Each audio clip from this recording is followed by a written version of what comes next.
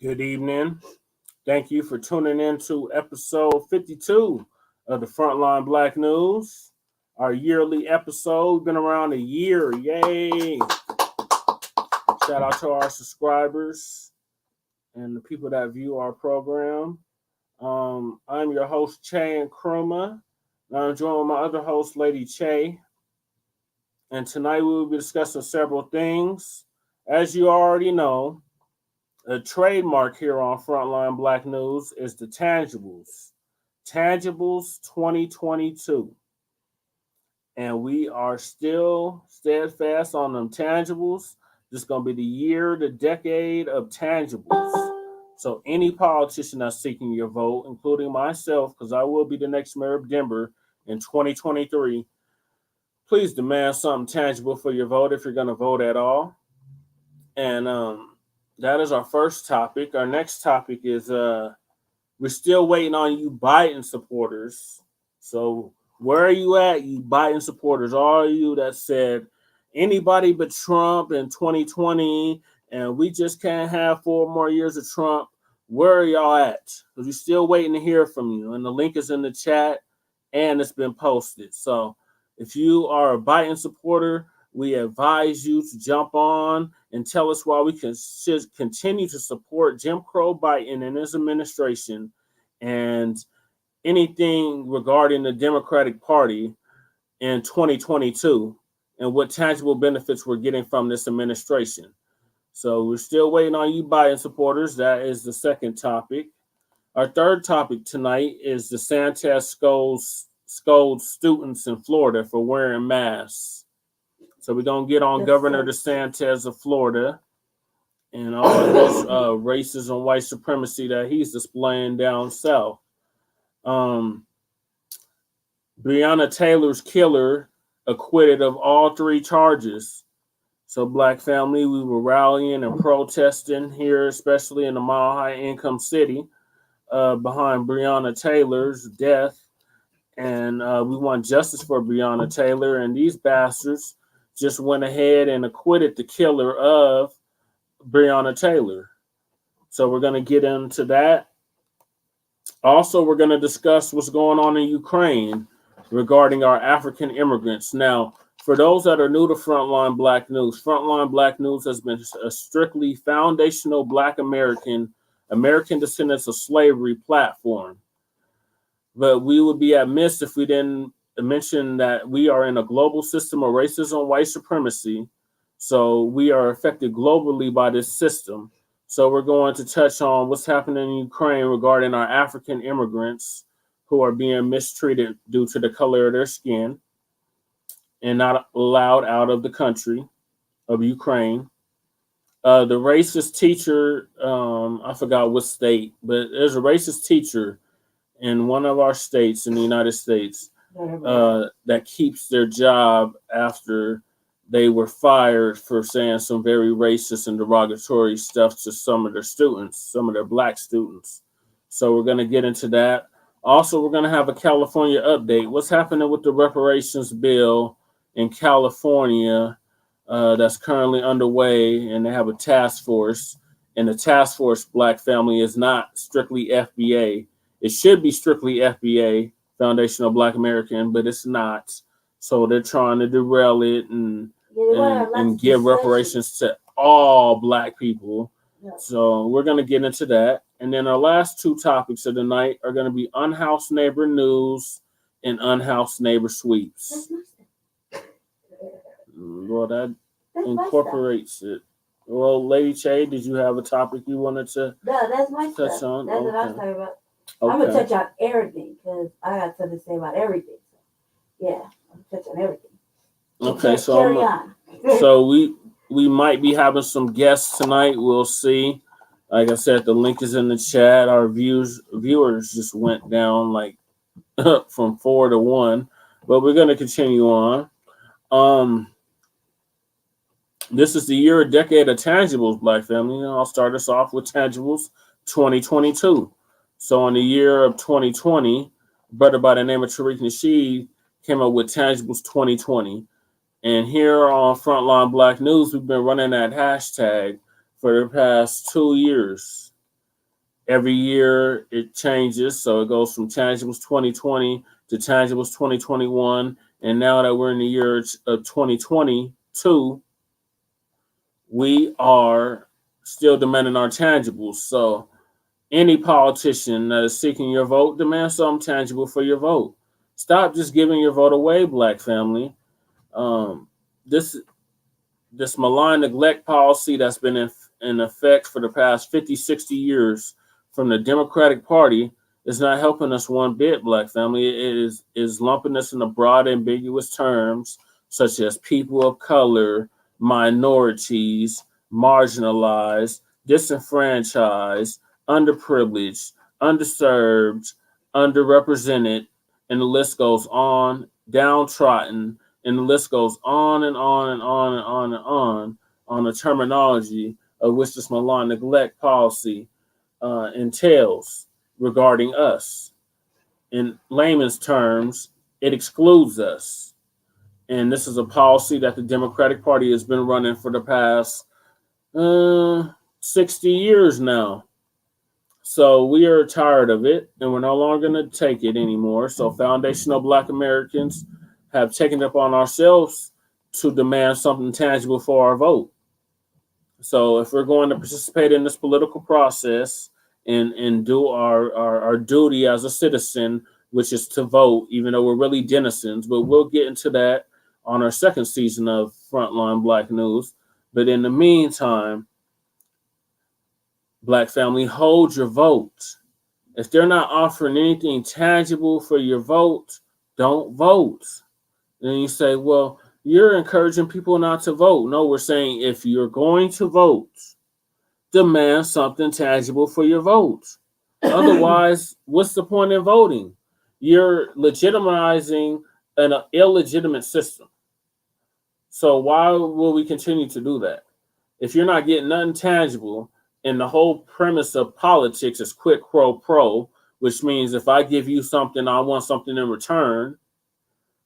But we keep getting nothing but symbolism. Black people, we have to break our love of symbolism. The first Black this, the first Black that. I can live vicariously through them.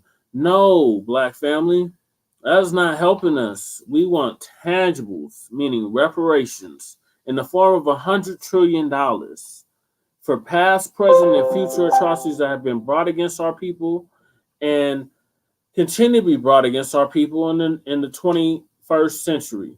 So any politician that is seeking your vote, demand something tangible for your vote. That is all we're stressing here on Frontline Blacc News. We're not telling you who to vote for. We're not telling you how to vote. We're saying if you're going to vote, if you're going to participate in this illegitimate system of American politics, then demand something tangible for your vote.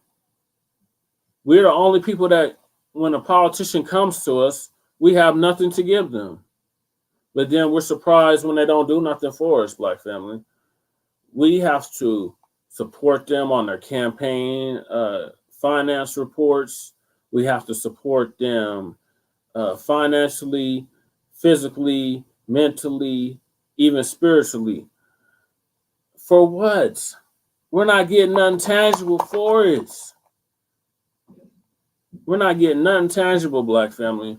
So any politician, I don't care who they look like, even including myself, who's seeking your vote, demand something tangible for your vote.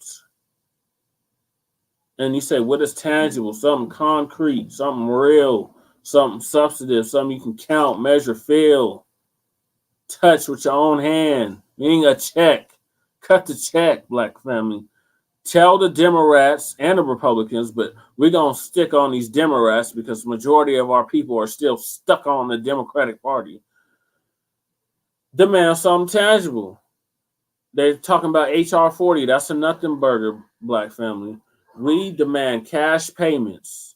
We're not taking reparations and land grants or any of that stuff.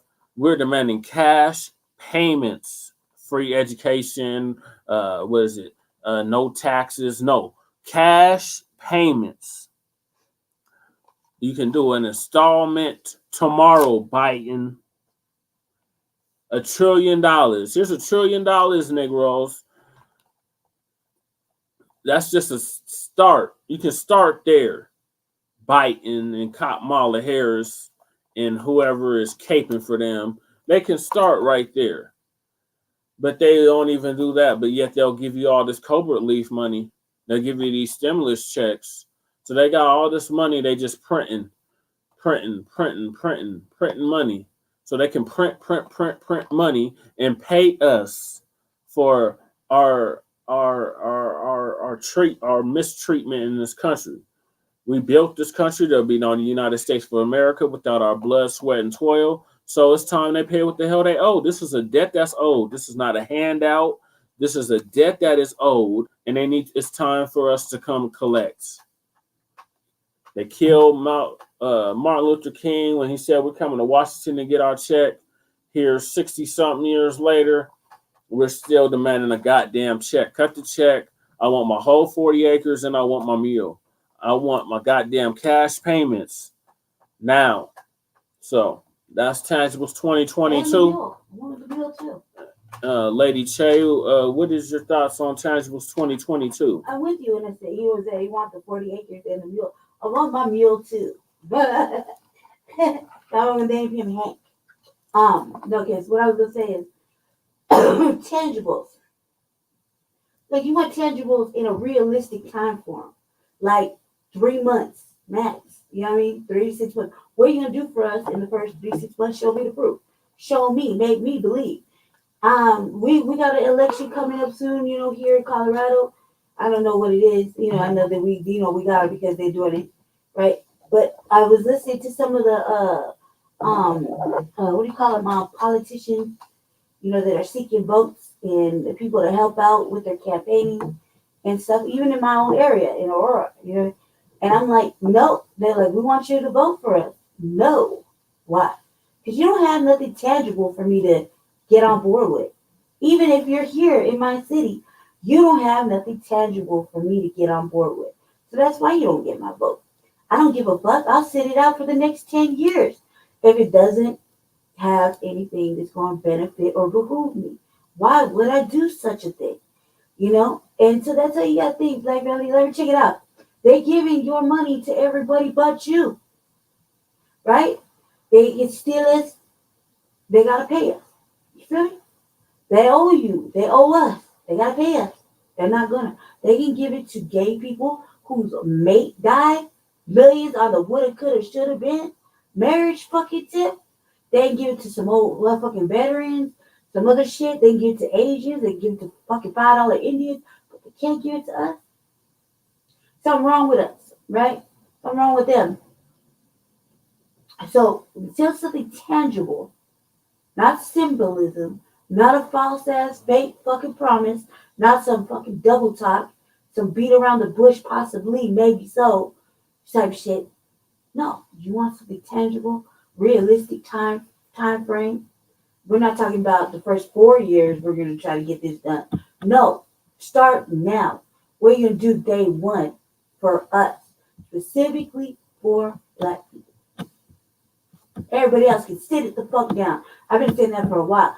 Sit it the fuck down. It's not your time anymore. You done did your shit. You know what I mean? You done fucking gated up everywhere. You done fucking Asians got hate crime bills. We ain't got one. Nope. And we the most victimized by these white supremacists.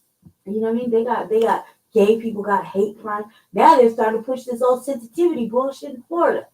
And it's talking about fucking critical race theory. Take those words and make them make sense.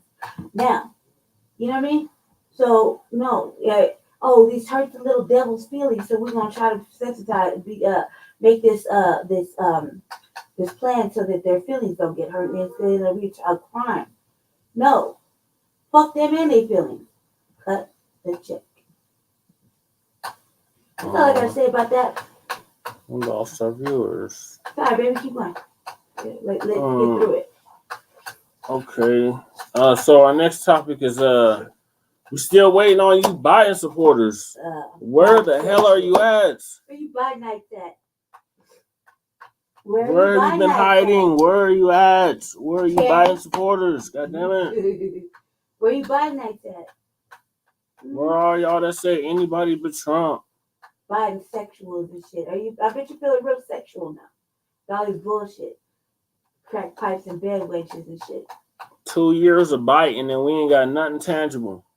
2 years of cop mala and biting and nothing tangible. Now I wouldn't be saying much either if I voted for Biden. Now we got a war. You got crack pipes. That's the only. You got Juneteenth, crack pipes, bed wenches on the bench, and Ukrainian war. And the Ukrainian war. And we just get out of, well, didn't the United States just get out of Afghanistan? Yeah, they came home just to go back in to a different part. Came out of Afghanistan just to go back into the. And now, first they're hot. Now we got a Republican House of Representative that is trying to get articles of impeachment on Biden and Kamala. Look, they've been trying to do that shit to Trump. They ain't gonna work with Biden. For the treatment of Afghanistan. Yeah. So they pull them out of Afghanistan, ship motherfuckers back to Haiti, and then send them from the heat to the cold and head back into the Ukraine. That makes a lot of fucking sense. If I was anybody in the military, I'd drop out right now and go MIA. They couldn't draft my ass back in. Why? Because that's a bullshit. You just left one war to go to another. Facts. So we're still waiting on you Biden supporters any day now. Any day now. TikTok. I got a question about Jeopardy. That. Yeah. I got a question about the Ukrainian thing too. I got a question about the Ukrainian thing when we get to it. Okay. Okay, go ahead. I'm ready. Hit the next topic. There ain't nobody watching right now. Hit the next topic, baby, because we're going to get off the show. Supporters. It's okay. So in the meantime, whenever you Biden supporters, you'll tune into this at a later date. You can call Shabaka's Black Experience Enhanced. Please call Shabaka's Black Experience, Brother Jeff. At 516-418-5996 and press 1 and you'll be added to the queue. Every Tuesday at 7 p.m. Mountain Standard Time. So bring all your comments, questions, and concerns, criticism, hate. Bring it there. Death threats. Because you definitely don't want to come on Front Line Blacc News. The link is in the chat. It's been in the chat for months, and ain't none of y'all jumped on. So we want all the bullshit. We do. We want all that bullshit. Trust me. We've been waiting for like 52 episodes, if not plus. Yeah. We in the whole 52 episodes of Front Line Blacc News, we haven't heard from one Biden supporter. Nope. Sad. Very scary shit. I thought y'all had more balls than that voting for Biden. So I thought you would be ready for the smoke. You don't want them. That was sad. Yeah, they don't went back into hiding. Oh, well, that moves us to our next topic. I'm trying to speed us up so me and Brother Jay can celebrate after the show. Our next topic is DeSantis, Governor DeSantis. Yeah, DeSantis. Scolds students in Florida for wearing masks. Yeah, the way he did it, you got to show. Can I share? Can I do it? Can I show it? Can I help out? Yeah, sure. All right. Yeah, go ahead and explain. Go explain what you're talking about, baby. I'll pull it up. Okay? I already have it pulled up. All right. Give me something to share, man. I'm trying to help him. You have to do all the work by yourself. You gotta be helpful and useful, because other than that, I'm just sitting here like this, rocking and trying to keep myself awake. Yeah, DeSantis, man. DeSantis been doing a lot of shit. Remember on the RVA, DeSantis was over there letting the Nazis rock through Florida. He wasn't even trying to scold them or nothing. So, we cover DeSantis a lot on the RVA. Oh, speaking of, while he's pulling this up, the RVA is going to start showing at a normal time. I'm going to get on this schedule because my baby right here, he's been doing the same schedule for the last year, and I see the improvement. So I'm going to follow that same train, just not on Saturdays. I'm just going to probably do it on, I don't know. I haven't picked it out yet. It was on Thursdays. It was on Thursdays at 4, and I just got busy, and then I get I'm starting a new therapy session, so that'll help put things back into order. We'll get into that later on the RVA about mental health of Black people. So that when your mental health isn't right or you're going through some real serious things, sometimes it'll show in your work, like your schedule will be off. You're not really doing the right your programs, or you're not what do you call it, in order, structured. And mine's been off for a while, for like 6 months, because we're in Colorado, so we have Denver mental health, or whatever you call it. And I decided to boycott that and not do that no more, because they're racist and they fuck with Black people's minds like a snow globe. So we finally decided to go with their broad ambiguous terms family. Therapist of color. I found one that I want to try out on Monday to see how she really decided to work with me. I like the beginning initial discussion that we had, and I feel confident that she might be able to assist me, and I can get back on my what do you call it, routine? Yeah. On my routine. So now I'm done. Let's go. Sorry about that.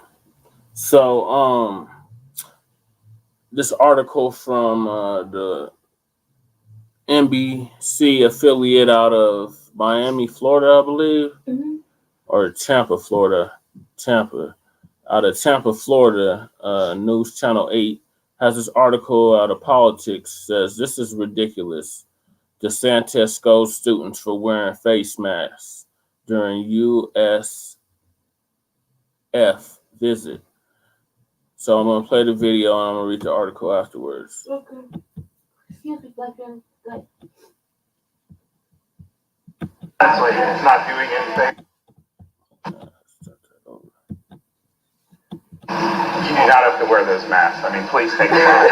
Honestly, it's not doing anything. We got to stop with this COVID fear. So if you want to wear it, fine, but this is ridiculous. All right. Well, it's good to be at USF. You see that fucker shaking his head? Yeah. Like he just couldn't believe it. So as you can see, DeSantis is not filling the mask. And he told the high school students that they had to take the mask off, that they right now, a sophisticated satellite is racing through space to help meteorologists making too much out of this COVID. Meteorologist Amanda Holly joins us with more on this piece of equipment. They're talking about a damn launch of a satellite. So Tampa, Governor Ron DeSantis made his frustration with face masks known when he visited Tampa for a press conference Wednesday morning. DeSantis at the University of South Florida to announce funding for cybersecurity education. Before taking the podium to address the audience, the governor scolded a group of students behind him who were wearing face masks. You do not have to wear those masks, Governor DeSantis said. I mean, please take them off. Honestly, it's not doing anything, and we got to stop with this COVID theater.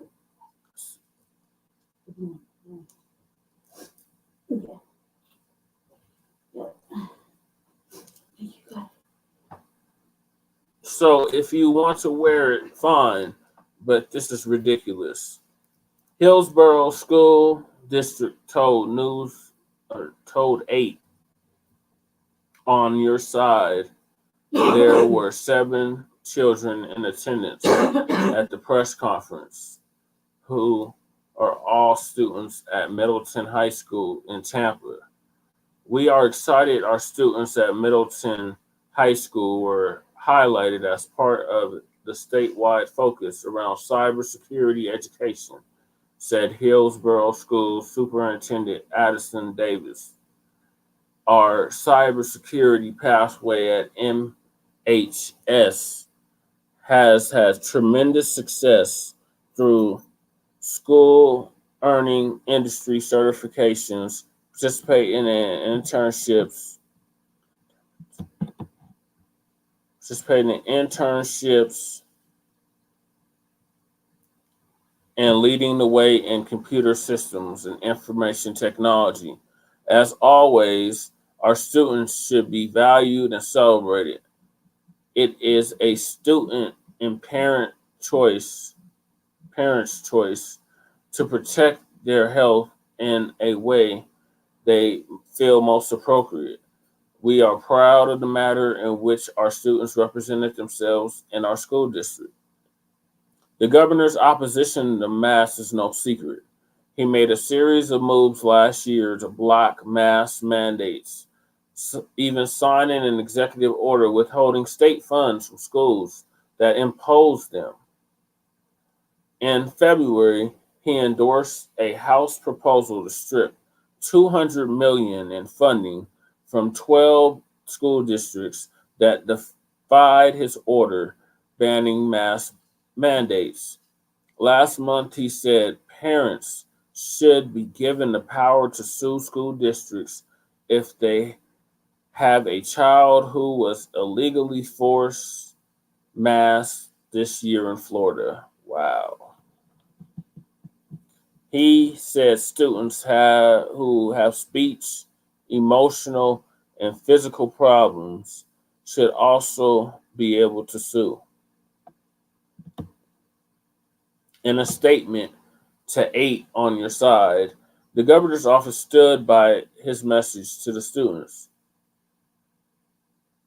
As the governor said, you can wear them if you want, but there's no evidence masks make any difference, said Press Secretary Christina Pasha,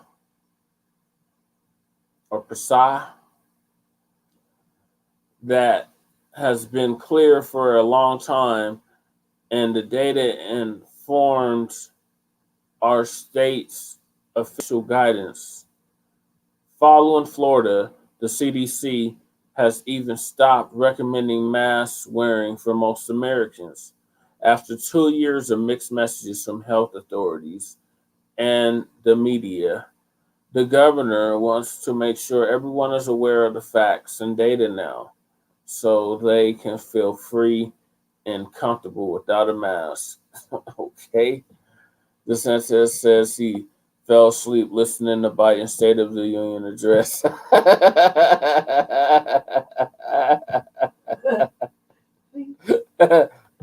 The governor was with students Wednesday to announce a $20 million program to create cybersecurity opportunities through the school. One of the things we've tried to do since I became governor was increase Florida's competitiveness in terms of workforce education, DeSantis said. And that's really looking to see what's in high demand. And that's really a diverse thing in terms of what's going on right now. Okay. That's funny. He fell asleep during Biden's address. I do too. I was like, oh, he's talking that bullshit again. Oh my God. Okay, so thoughts on DeSantis. DeSantis is a villain. And he's a funny ass villain too. You know, he's a fucking villain. I don't like him, man. I don't like him at all. But he does do some funny shit, like falling asleep and criticize, like scolding the. How you gonna scold the youth? Right. Like that, you know what I mean? And then he just feel like any asshole move would go get him into office. He's probably right. Oh, beware! He might run for president in 2024. I think that the governors, even with our own punk ass governor, I mean that literally, punk ass, booty wide open ass motherfucker. You talking about Polish? Talking about that motherfucker with the first husband and shit. Man, Jesus, the world is changing. Like, even with him, he clearly said he was following a trend, and you know he does that follower bitch man type shit. I don't even like him. I don't like him either, and he get bold and buck. Man, you heard Governor Polis actually talk like, and he's like, what they can do. It's like somebody told him that he did a fucked up job when he gave the trucker like 10 years. Remember from the 110? And he was like, oh, he got like irate. Like he bucked back. You know what I mean? I'm like, damn. When he said, what are you gonna be like? But the attitude he had, the words he used was like ungovernor like. Are you talking about Rahel? Rogelio or something. the Yeah. trucker, the Mexican trucker, the legal immigrant that killed all them people. Yeah. Yeah, to trade up too. He trade up. He just straight left, and they gave him 110 years. The motherfucker was like, "No, we're gonna knock this down to 10." Yeah. Like what? Yeah, we touched on that on like episode 40 something. Governor Polis be acting like an asshole too, and he been saying some real wild shit. So I think it's just a governor thing lately. You know what I mean? They feel like empowered to go ahead and just be real left, you know? Yeah. Okay, yeah, so DeSantis, beware, he might run for president in 2024. Yeah, villain. If Trump don't run, so get ready for that. Can Trump even run, babe, with all the garbage that he got going on in his life?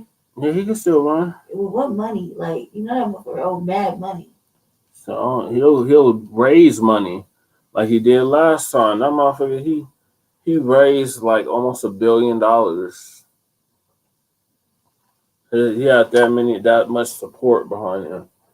So I was telling you though, I was watching this one Trump rally that he was doing, and I could count all the black people in like the 4th or 5th row, and that was probably the most black people wearing MAGA shirts I had ever seen. And he could draw a crowd. Like 8 or 9 that black motherfucker people could draw a crowd. Trump could draw a crowd. Biden Biden could not draw no damn crowd, but they said that he won. But Trump drew crowds. He had whole motherfuckers take over the White House. Yeah, he did. Yeah, he did. He was out there enjoying that shit in the what do they call it? The cafeteria or some shit like that. Yeah. Yeah, he was there watching on the news and nobody get it. They would tell you, like, look at them, they love me. You're so special. But our next topic of the night is Breanna Taylor's killer is acquitted for all 3 charges. That's that bullshit right there. Like for real, like that is absolute bullshit. I wanted to throw something at the computer reading that and watching it on the news because they had it on the news a couple of times this week and or last week. I apologize, last week.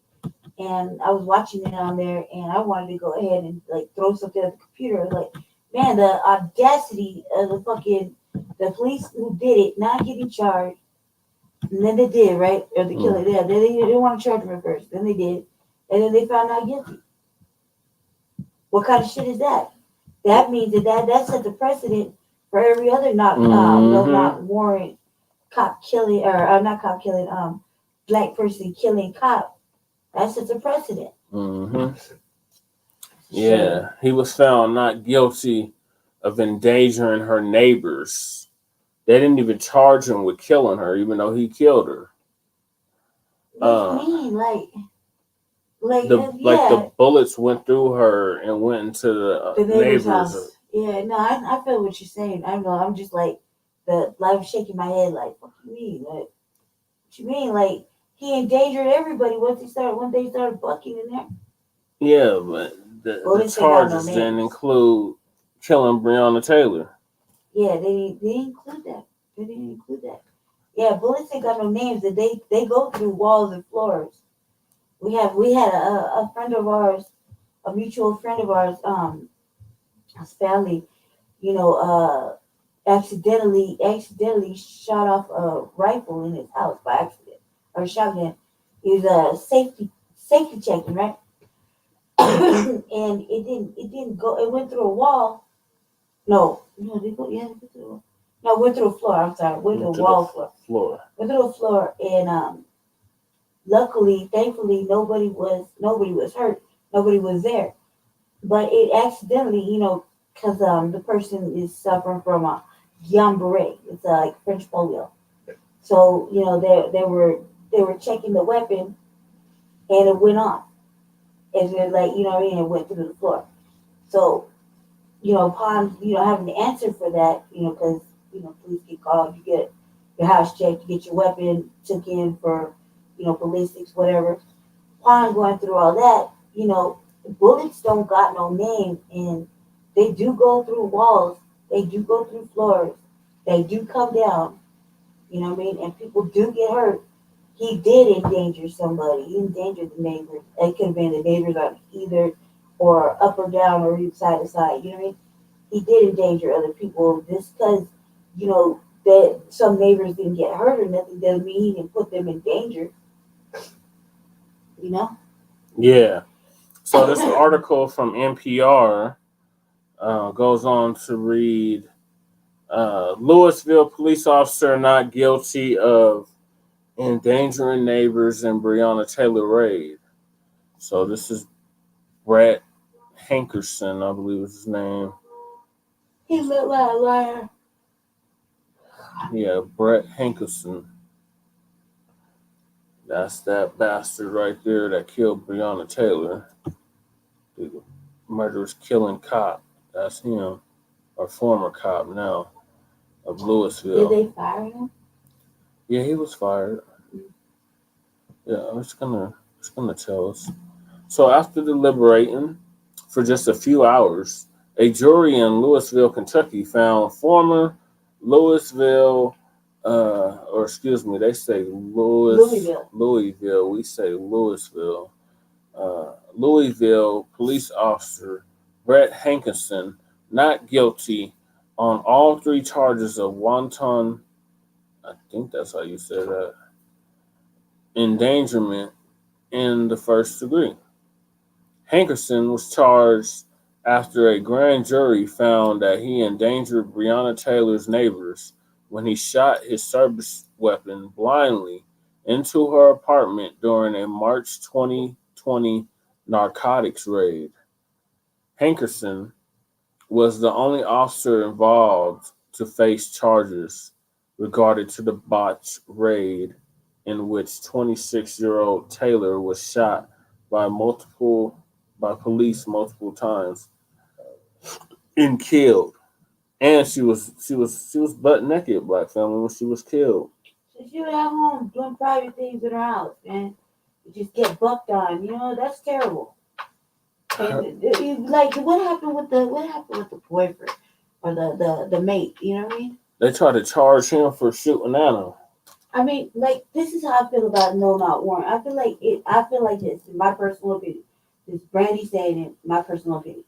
Right? If you come up in my house and I don't know, hey, I'm not expecting anybody if I'm butt naked at my house, my dude. Right. Right? Trying to go to sleep, whatever. I'm at home, right? Doing whatever we do in our house, right? Mm-hmm. You walk up in the house like 2-3 deep, bucking, or even not even bucking. You just walk in the house, right? You got to go through some rooms or something to come up here, right? Like you walk in my house, you're going to have to walk through the front room down the hall to catch me in my room. You feel me? Yep. And if my mate feels boots are walking through the motherfucking hallway and decide to get his gun or the house gun and protect the house, you're gonna be upset. You're gonna charge me for protecting the house. Yeah, you know what I mean? Who knew? If there's no not warrant, they ain't come. They gonna like open the door. Oh, there's the police. No, they come in quietly. You know what I mean? Or they open the door. They come in. Obviously, she in her house because she naked. She go to sleep. Whatever fuck she was doing. He probably was undressed too, right? Mm-hmm. So, I mean, you think they're looking out the windows and seeing the SWAT is gathered around the house? No. So they ambushed her. That's an ambush. Yeah, that's an ambush, exactly. It's an ambush. So you can't be upset if anybody is going to fire on you. Even if you are a police officer, at that point, you're a danger. When you walk in somebody's house and Make my day. Yeah, you're a danger. I'm in danger from you. When you walk up in my crib, You know what I mean? I'm in a state of undressed, doing whatever I'm doing. Could be sleeping. Hey, nudity is fucking comfortable. Who likes to wear all this constricting shit? Anyway, but you walk up in the crib, I'm in danger from you. I didn't invite you in. You know what I mean? Of course, I'm gonna want to buck on you. You're putting me in danger. I feel scared. You don't think a man's gonna say the same shit? I feel scared for me and my family. I felt scared. I didn't know who it was. I didn't recognize him. All I saw was a stranger walking in my house, a white man walking in a black house. I am in danger. Yeah. So the article goes on to say, Breanna Taylor, her name became a rallying cry for social justice protests and led to a citywide ban on no-knock warrants. But a grand jury found that the two other officers who fired on Taylor that night acted in self-defense after one officer was shot in the leg by Taylor's boyfriend. Hankerson's case focused only on the danger he presented to Taylor's neighbors when he blindly fired into Taylor's apartment from outside, including 5 shots through a covered patio door and window.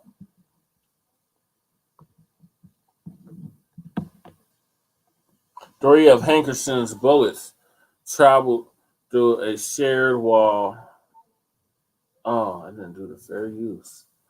Oh, yeah, fair use, YouTube. Don't try to flag the video. You got it in the thing on your brand? Yeah, but I didn't put it in the. I didn't put it on the tab. 3 of Hankerson's bullets traveled through a shared wall into the kitchen and living room of the neighboring apartment where Cody Etherson, Chelsea Napper, and Napper's 5-year-old son slept. On the stand, Etherton described getting out of bed to investigate the loud noises from the next door and feeling the drywall hit his face as the bullets punched through. 1 or 2 more inches, I would have been shot. Etherton told the jury, saying he believed the police acted recklessly. Hankerson testified on his own behalf, at times becoming emotional as he recalled the confusion of that night and calling the entire incident a tragedy. He told the jury that he thought the officers were under fire from a high-powered rifle and reacted to save his fellow officers after one was shot. Hankerson was fired from the police department in June of 2020 after an internal investigation found Hankerson's actions created substantial danger of death and serious injury to Taylor and those in her apartment complex. But nothing about charging this bastard for the murder of Breanna Taylor. I mean, we were crazy over that, like For for 2 Breanna, years. For 2 years. Yeah, I mean, I'm sorry. I live in a high crime area. I apologize. I got distracted. Shit, like right, like right outside Yeah, my sound like somebody just let off right outside the window. right outside my window. I apologize. Like like I said, I live in a high crime area. And it should be like, it's always when we're doing something important, like bringing family the news, you know, we got to hear this shit out right outside my window. And I want to go say something, but then, you know, I don't want to be implicated in the other bullshit. So I'm going to sit right here chill. I'm like, fuck, man, because it's like every day, like, either something's fucking, fighting, or blessed not. And the T's never come down. So if they do come down, they come down at the wrong fucking time. So, like I said, don't need them. Definitely not the APD. Definitely not. Them murdering. They'll probably be like, well, you know, you did us whatever type shit because they're just racist and motherfuckers. there about that. Should the attorney general? The attorney general pulled up reports on them exposing the racism and white supremacy within the Aurora Police Department. Not to mention, I mean, they're still paying out. They're paying out for like this. Like we were watching City Council live Aurora edition. I would like to say Aurora edition, Arapahoe County edition, because we were usually on Denver City Council on Mondays, so we went over to Arapahoe County. And they were saying that we, as taxpayers, we're paying off when they fuck up. We're paying the family. Well, Denver just had to pay out like $10 million from the 2020 protests. Right, and so we don't need that shit anyway. So it's like, I patrol the neighborhood, you know what I mean? I like to do preventative measures. Like, if you see me, stop me, and let me help you out. You ain't gotta call the T's, and you ain't gotta earth nobody. You know what I mean? You never gotta earth nobody if you can avoid it. And I have that time, like just recently, I was leaving Chase, and I was on my way back to the crib, and I'm just, slow dragging like always, and I check on my people, and I like to go incognito, you know what I mean? Some people recognize me, like, hey, blah, blah. And that happened this week, hey, help me out with the situation because it's getting live. You know what I mean? And I did my best to rectify the situation.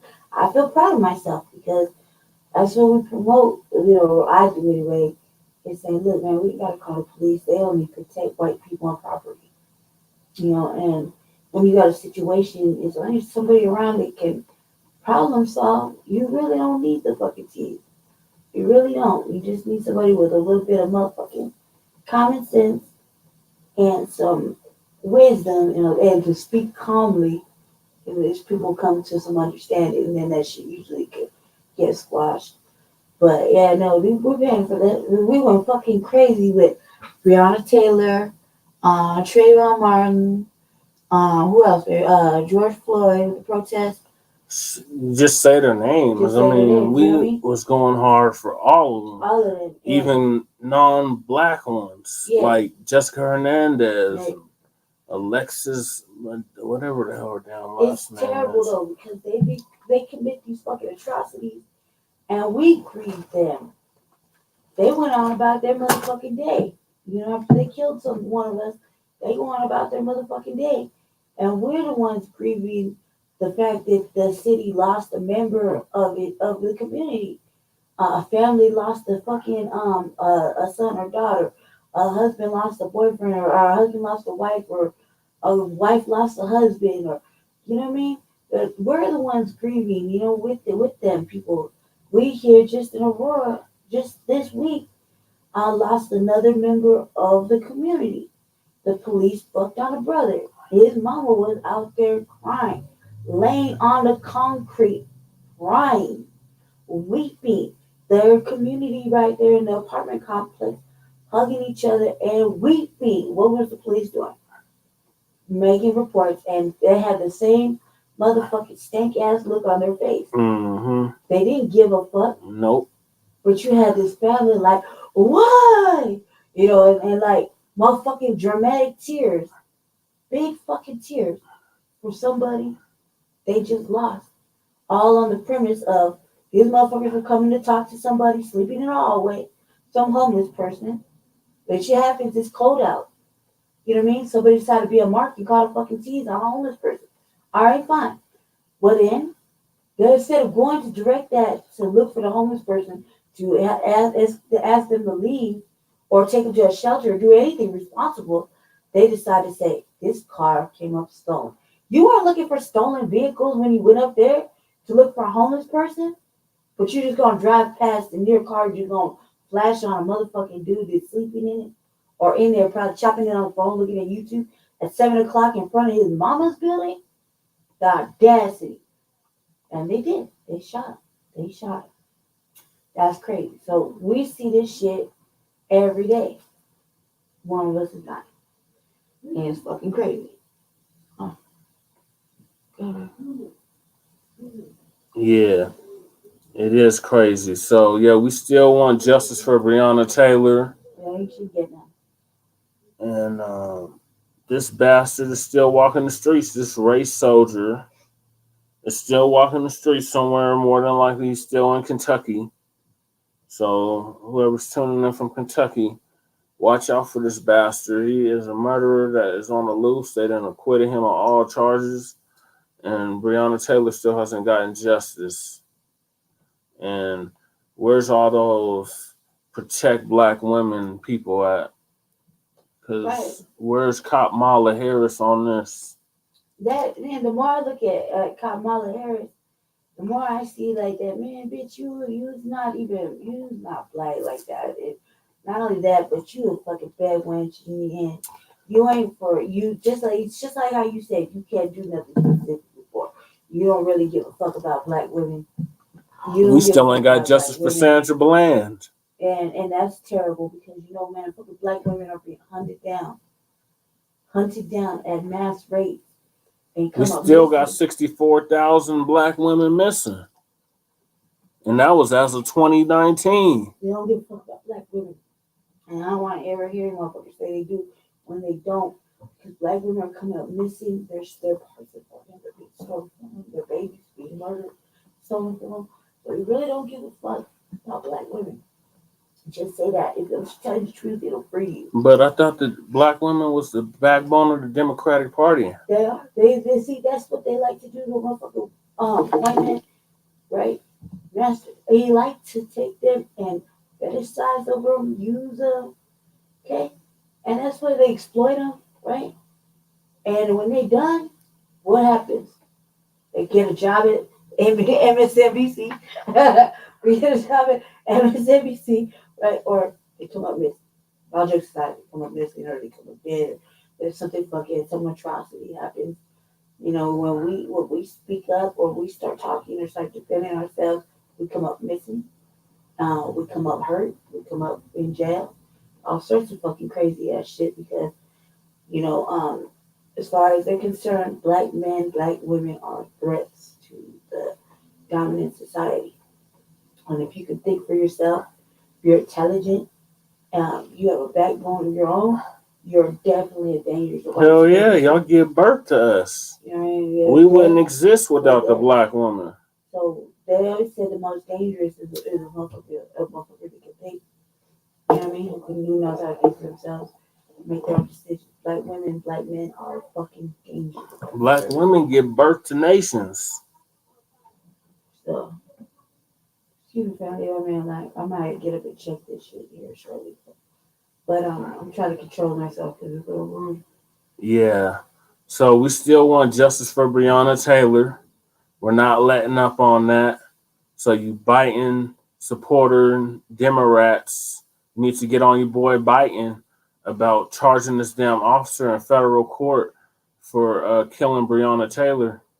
I don't even understand why it wasn't. Like, who the fuck said I thought it was a good idea? Get on his DOJ. This is the same DOJ that closed Emmett Till's case. The same DOJ that closed Kendrick Johnson's case. The same DOJ that closed. There was another one. They try to put the motherfucking Ahmaud Arbery motherfuckers through the federal thing that we did it on the slick when it was all at night. You try to push that's the through. Same DOJ. Y'all need to get on. Why did anybody get rid of that motherfucker? That motherfucker right there is obviously making some poor choices. You know what I mean? Are you kidding me? That's serious. Yeah, he making some poor ass motherfucking choices right there. You know? That is devastating. How do you think that fucking family feel about that? Well, the mate is still alive, right? Is the mate still alive? Yeah, he's still alive. Yeah, so I mean, what anybody else what the mate thinks that his bride didn't get no justice, and this motherfucker gonna walk free? He walking free. He can go ahead and fuck on this woman and endanger the lives of other people around the fucking apartment through the walls, floor, whatever, right? Ceiling, whatever. And he just get away with it. He just got away with it right there. Yep, Brett Hankerson. Remember the name, Hankerson. What is the family? Why come nobody talks to anybody else? I want to know what the family think. I want to know what the mate think. I want to know that do they feel like this is a fucking justice? Non-served justice is nonsensical. Why did that motherfucker get charged? Like nonsensical. You know what I mean? Like where's the eye for an eye at this point? Like he took a life, dude. A life. She's a pretty young fucking woman, and fucking she had a whole life ahead of her. Took a black life. Yeah, that too. That too. But she had a whole life ahead of She her. was an EMT. She saved lives. And you shoot and kill her on a botched drug raid? Where's the justice, black family? Where's the fucking justice? We don't get none. Oh God, look at the baby crying. It's too cold to have a baby outside. It's too cold to have a baby outside. Get like that. When your baby's inside, you got a motherfucking blanket. Got the official crib blanket right here. My mama made me one. All right, It's snowing outside right now. You got your baby outside crying and shit. You outside making an ass out of yourself. Fucking take the drug, fucking buy inside. Stop buying that fucking you Natalie fucking getting bucked off and shit. What the fuck is wrong with you? People, man. Yeah, so I'm gonna move us to our next topic, which is the treatment of the African immigrants in the Ukraine. Oh God. So I got something to say about that. where are you coons that's out here caping for Ukraine? We know you're around here, especially in Jeff's crew. Yeah, Pray for the Ukraine. We pray for the Ukraine. Yeah, they getting the war brought to them. It's like another motherfucking what a replay of 1989 or some shit with fucking when they had the war, right? I'm distracted, family. Forgive me. Yeah, the Soviet War. Soviet War. During the Soviet Union That time. motherfucker been saving his money because he over there, they sanctioned the fuck out of him. And he don't give a fuck. He does not care. Putin does not care. Putin does not care at all, black He's family. saving his money for this day so he can go and get wild, fuck on fucking Ukraine. But yeah, how they doing the African black students that are out there trying to get out of the war. They trying to get out of there for studies and whatnot. They're trying to get out of the war, and you got motherfucking white Russian or white Ukrainians blocking their passage, not letting them get on the train. Look, you know what I mean? I don't know, man. I would think I'd be bucking and pushing motherfuckers out the way. Like, you ain't gonna stop me from getting through these fucking doors. Like, I will use your body to keep the door open as I step on you to get on the train. Well, that's because you're FBA. You know what I mean? Oh, you was so like, if I'm there, like we was there, you think they would like not let us get on the fucking train? These are immigrants that have been colonized by the No, English man. and the French. Well, the light rail right now, and it's time where we gotta get out the motherfucking city, and there's nothing but white people standing in the way of the fucking light rail doors. You don't think I'm gonna push you out the motherfucking way, push you in the door, and step on your motherfucking useless white body and fall all over you to get my ass on the motherfucking train? Best believe your ass is gonna be holding the motherfucking elevator open, the fucking doors open. Yeah, you and your buddy. I'll step all over your motherfucking white asses. That's how I feel about it. You're not gonna stop me from getting on the fucking the train to salvation. Okay? Right. Period. You're not gonna stop me from getting on the motherfucking bus or any fucking form of transit in the middle of fucking wartime if I'm trying to get out. Especially if I don't agree with the fucking war. You know what I mean? Like, no, fuck that. I will leave. I don't belong there any motherfucking way. You know? Yeah, but we're FBA. We're not gonna stand for that shit. We're not gonna stand for that shit. Your ass will be fucking holding the motherfucking door open with your motherfucking body. I like, move, bitch, and then walk all over you. Right. You know what I mean? I'm like, fuck out the way, bitch. Who the fuck you think you are standing in front of me, man? Move. But Look at me, elbows. You know these black immigrants that they were fleeing to greener pastures by going to the Ukraine. So this article from NBC says black immigrants choose Ukraine for quality of life, that video, my education. Yes, war leaves them fearful. thousands of African and Black people have made Ukraine their home and rarely dealing with racism. Rarely. Rarely. What the fuck is they talking about? Ukraine is a racist country just like the United States of America. Everywhere you go is racist Black family. Just because you come from another country and you think you ain't experienced it, you were the first motherfuckers, one of the first motherfuckers to get colonized. To be fucking under the thumb of white supremacy. Yep. So what are you talking about? You ain't experienced it. Just because it's polite to you in other places does not mean you ain't experienced no motherfucking racism. Right. Yes.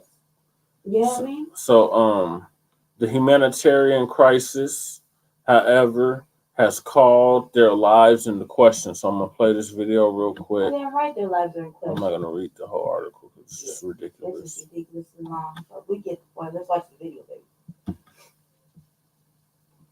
Okay, no, President Biden on the phone today. that's something else. I gotta Oh no, it refresh might lead to that. Let's just play it out. Oh, I gotta refresh it. Here we go.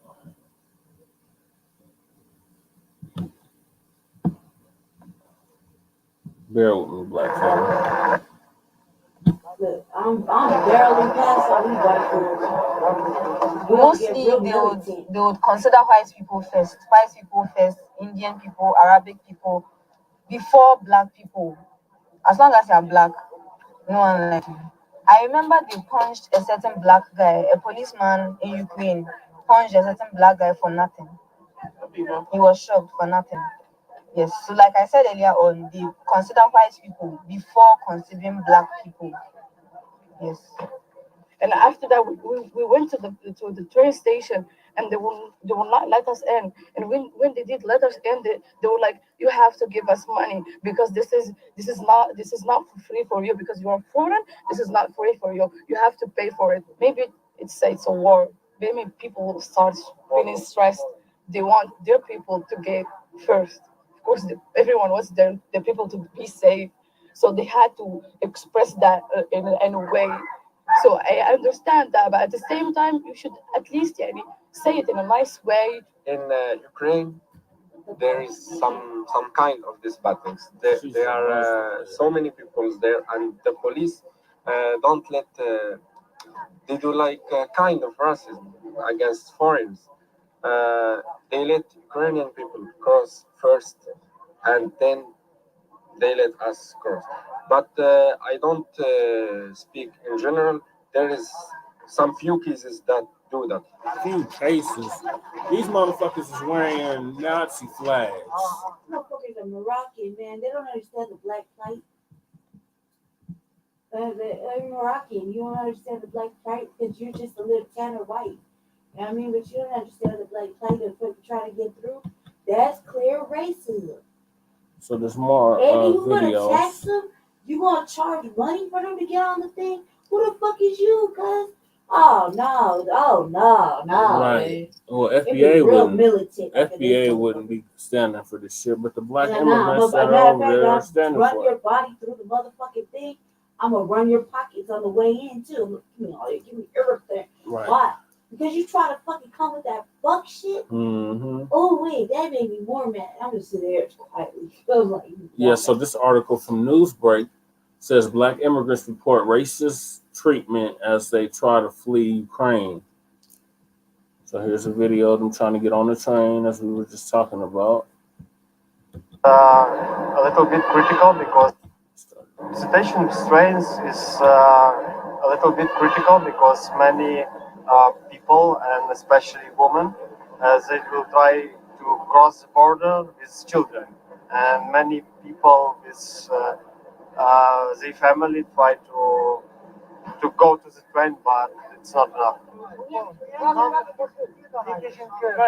No, but they all pale faces.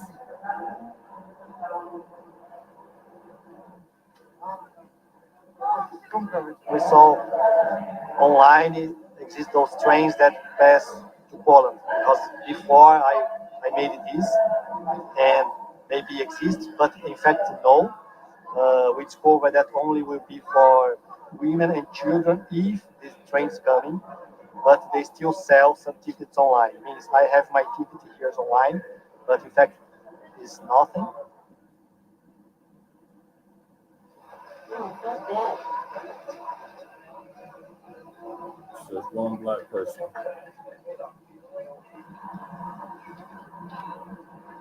When we were morning, there's some shout, people shout, and everyone ran to buy some food, and we hear some boom everywhere. And after that, we directly pack our bag and clothes and some documents, and we ran to Vauxhall.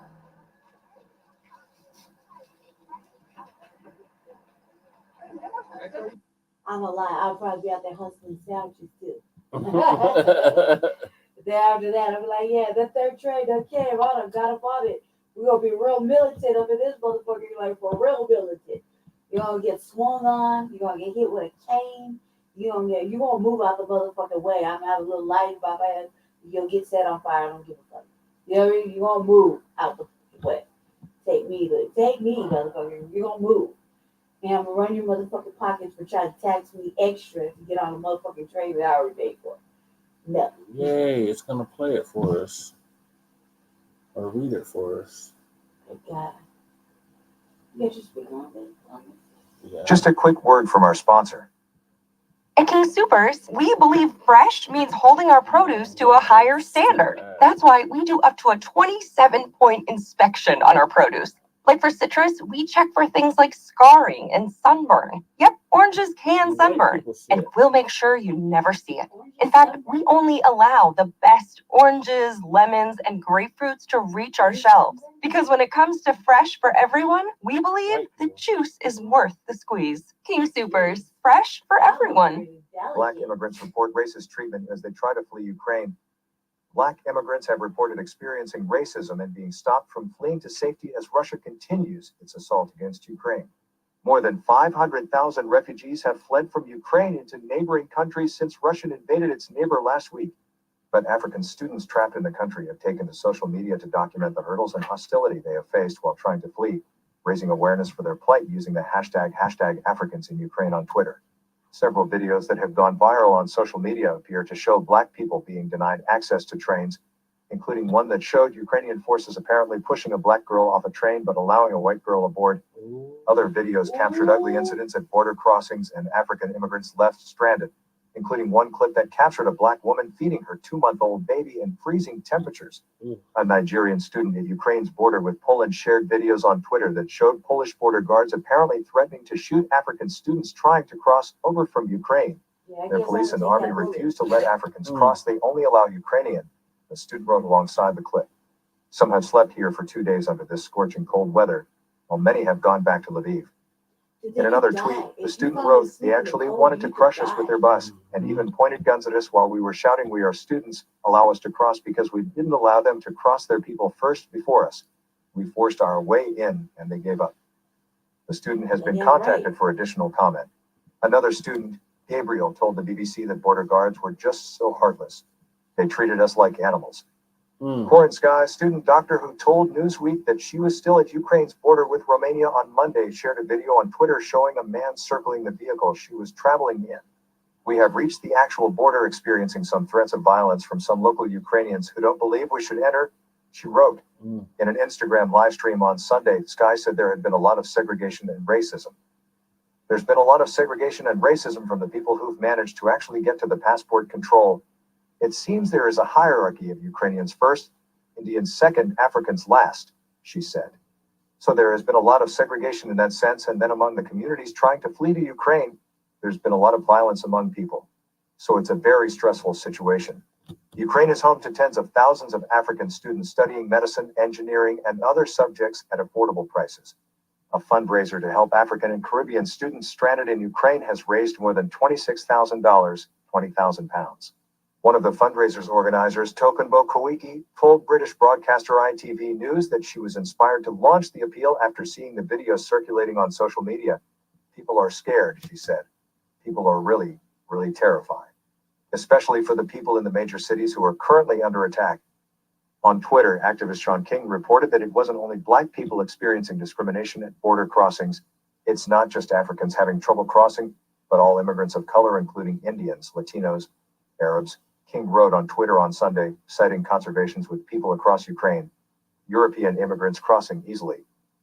In another tweet, King wrote, to be clear, government officials in Poland, Bulgaria, Hungary are saying they will welcome all people crossing over from Ukraine, but those policy statements still have not been implemented at those same borders. Each border today is still having ugly incidents of racism.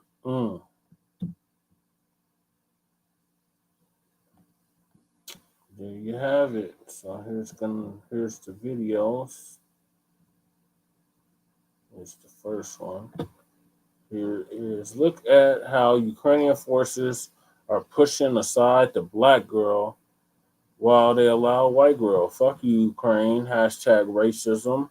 Hashtag Africans in Ukraine. Hashtag racist EU.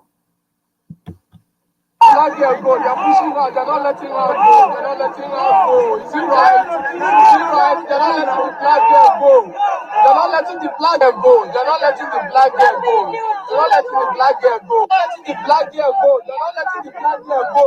The black girl go, they're pushing her, they're not letting her go. They're not letting her go. Is it right? Yeah. Yes, it is. Get the fuck out of here. Like, are you fucking kidding me? You gonna put his motherfucking hands on her and shit, push her out the way? What the fuck is wrong with him? Ugh. Here's another video. Yeah, y'all don't even know. Brady ready to get real motherfucking savage. Dude. Like, why do you get pissed off like that, dude? And motherfucker tell me I can't cross when I got a right to fucking cross too. Just like they do. Everybody got a right to fucking freedom, right? Except us. Here's another video of the official visuals of Ukrainians blocking Africans from getting on trains. Hashtag Africans in Ukraine.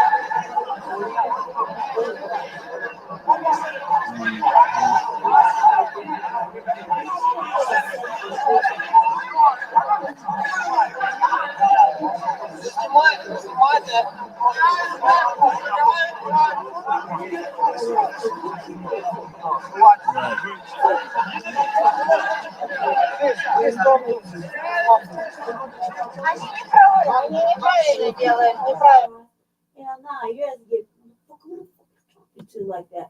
Like it would go down like that. They just don't have it in them. Like, come on, Africa. Shit, what? Come on, Africa. Y'all just got a new king. Zulu tribe just got a new king. Come on now. They start getting into that shit. Letting them fucking walk all over us and shit. Nah, hell nah. Here's another video of we have reached the actual border, experiencing some threats of violence from some local Ukrainians who don't believe that we should enter. This car keeps circling our car. Kid, but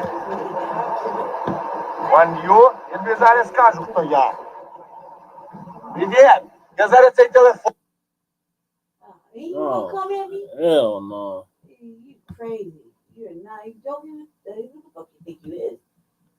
I kicked his ass later. I kicked him in his tight ass motherfucking pants. Yeah, they're too nice. They're too nice. Y'all let them do that punk ass shit. No, man, you need to dig deep and fucking get real tribal on their ass. Like, start really becoming very savage. They're very savage. I'm like, oh, motherfucker, you don't want to get smooth the fuck out the way. You know what I mean? Fuck you talking to like that. That's gonna get pulled off the motherfucking train. I'm gonna step over your motherfucking white body and run your pockets as I go to my seat. No, hell nah. Nah. Like, You know, if they overtake the train, if black people decide they want to take the train and they ban up, they're gonna have to fucking, hey, they're gonna have to put all of you in fucking jail. Fuck it, they might be safer now. At least you're gonna make a fucking point that, you know, they can't just keep doing that to you. They can't. They're not. They shouldn't. They won't. You know what I mean? You just gotta find that dig deep, man. Find your balls and put them out. Pull your balls out. You're like, nah, fuck that. You're gonna talk to me like that. You're not gonna treat me like I shouldn't even be here. But I definitely am getting on this motherfucking train. Or, you know, I'm gonna take a couple of you motherfuckers with me. You know? Dig deep. Find your balls. Pick them up. Grab them. And man up. What the fuck? Seriously, just be sitting here like this is way too militant. I would not be. Where is the spirit of Ogun? Get that fucking spirit. I'm gonna pick up your balls. Hold them in your hands. Look at them real time. I got balls. And bow, move the fuck out the way. Yeah, I'm telling you, it would be us. You're gonna hit with a motherfucking cane. You're gonna be elbow, slap, fingertip slap. You're gonna push. I'm gonna call you all kind of motherfucking white fucking names. I'm gonna spit on you. I'm gonna stomp on you when I come through. I'm gonna run your motherfucking pockets. I'll be like, that's what you get, bitch. Probably kick your ass off the motherfucking train. I'll be like, come on, black people. You hear me? All right, stay there like some bitches. Bye. You hear me? That's how it's gonna be. Fuck that. You know what I mean? I'm like, shit. Everybody is allowed freedom, allegedly, right?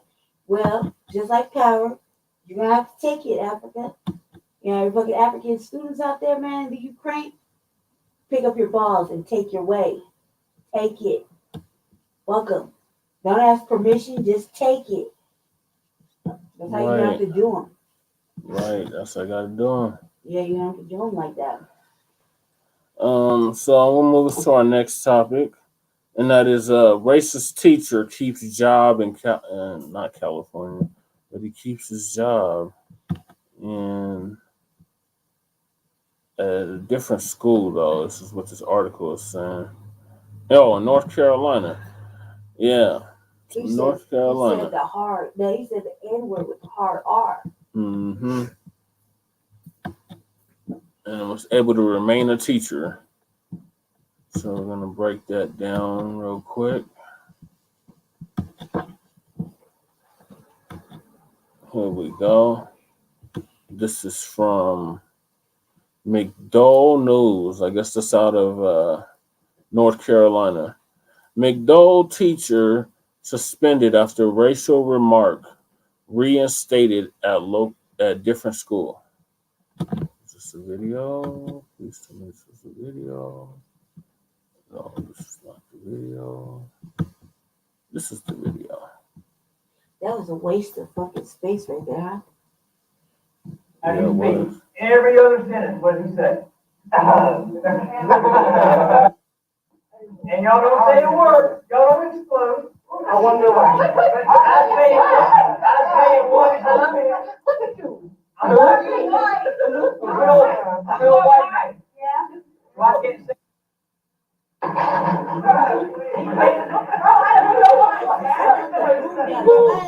Yo, Bird.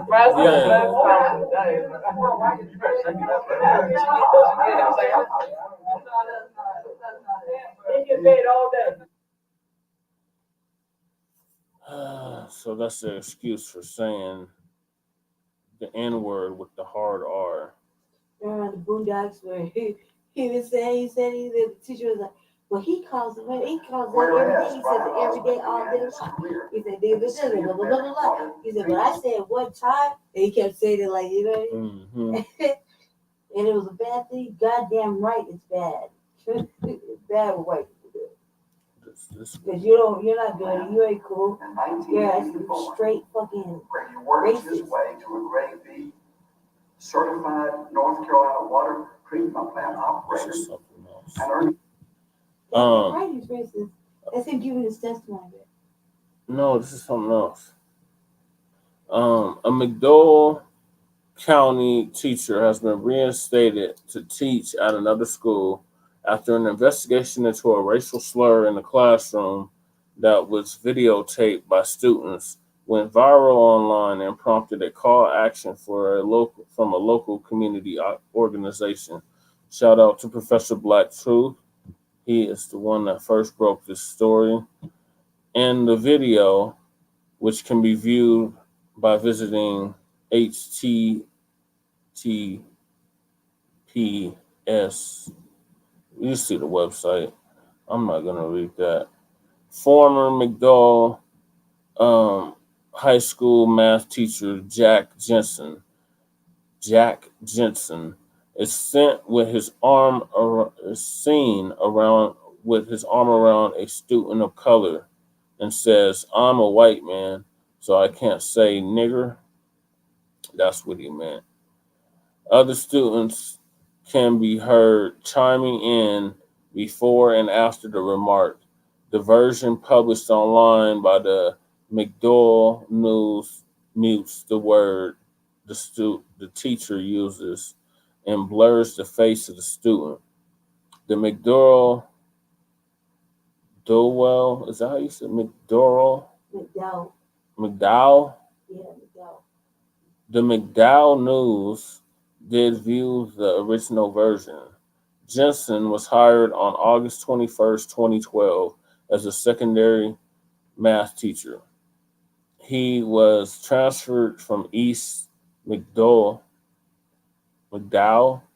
Middle School to McDowell High School on June 30th, 2014. His salary as a 10-month employee is $5,200 a month, and he was suspended with pay on November 22nd, 2021. He currently works at the McDowell uh, Virtual Academy as a math teacher. West Marion County Forum Executive Director Paula Stepson sent the video to school board members and the superintendent after she was made aware of the situation. The forum works in the McDowell community, combating inequalities involving race and other issues. At the time, the school suspended Jensen with pay during the investigation. On Tuesday, McDowell County Schools released this statement in full to the McDowell News regarding the incident. In late November, our administration was made aware of the allegation that McDowell High School staff member Jack Jensen made an inappropriate racial remark. Upon learning of the allegation, the teacher was suspended and the district immediately initiated an investigation. All allegations of misconduct are taken seriously and are thoroughly investigated. The investigation into this allegation has been completed. Mr. Jensen has completed his suspension and has returned to duty as a math teacher at McDowell Virtual Academy. Because state law prohibits the release of certain personnel information, the district is unable to provide additional details other than Mr. Jensen's actions were addressed in a manner consistent with district policies. In the McDowell County Schools, we are committed to providing a safe and inviting school environment that facilitates student learning and achievement. As stated in our board policies, MCS does not tolerate any form of unlawful discrimination or harassment, and this incident has been dealt with accordingly. The McDowell County Board of Education adopted the most recent strategic plan at the December meeting. One of the strategic goals addresses the issue specifically. BOE subs goal 1.4. By June 30th, 2022, McDowell County Schools will develop a comprehensive plan to provide diversity, equity, and inclusion within our school communities. The MCS strategic plan is available on district website. In January, the board initiated a subcommittee to focus on the development of this goal. The district staff has also established a working group to support subcommittee. The subcommittee first meeting was held in February, and the next meeting will be held later this month. Diversity, equity, and inclusion are important to our board and our staff, and the strategic goal is at the forefront of current planning. We will continue to work together with our community partners to make our schools better for all students. On Tuesday, Stepson said she wasn't surprised at the outcome of the investigation. It was just a stall tactic to justify keeping him. I looked at the policies. I think they took the situation as an isolated incident and tried to put it on the students. We met with Superintendent Mark Garrett, and he said we didn't know the whole story, and we agree without a doubt. Stepson said on Tuesday, but what we do have on video is a teacher trying to have a teachable moment, not equipped with what he was trying to teach.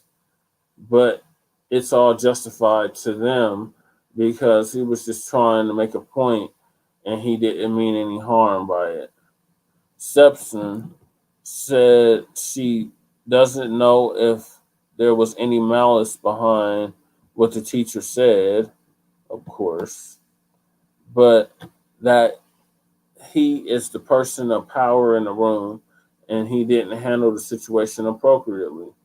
She said Garrett did attend their most recent racial equity training in February.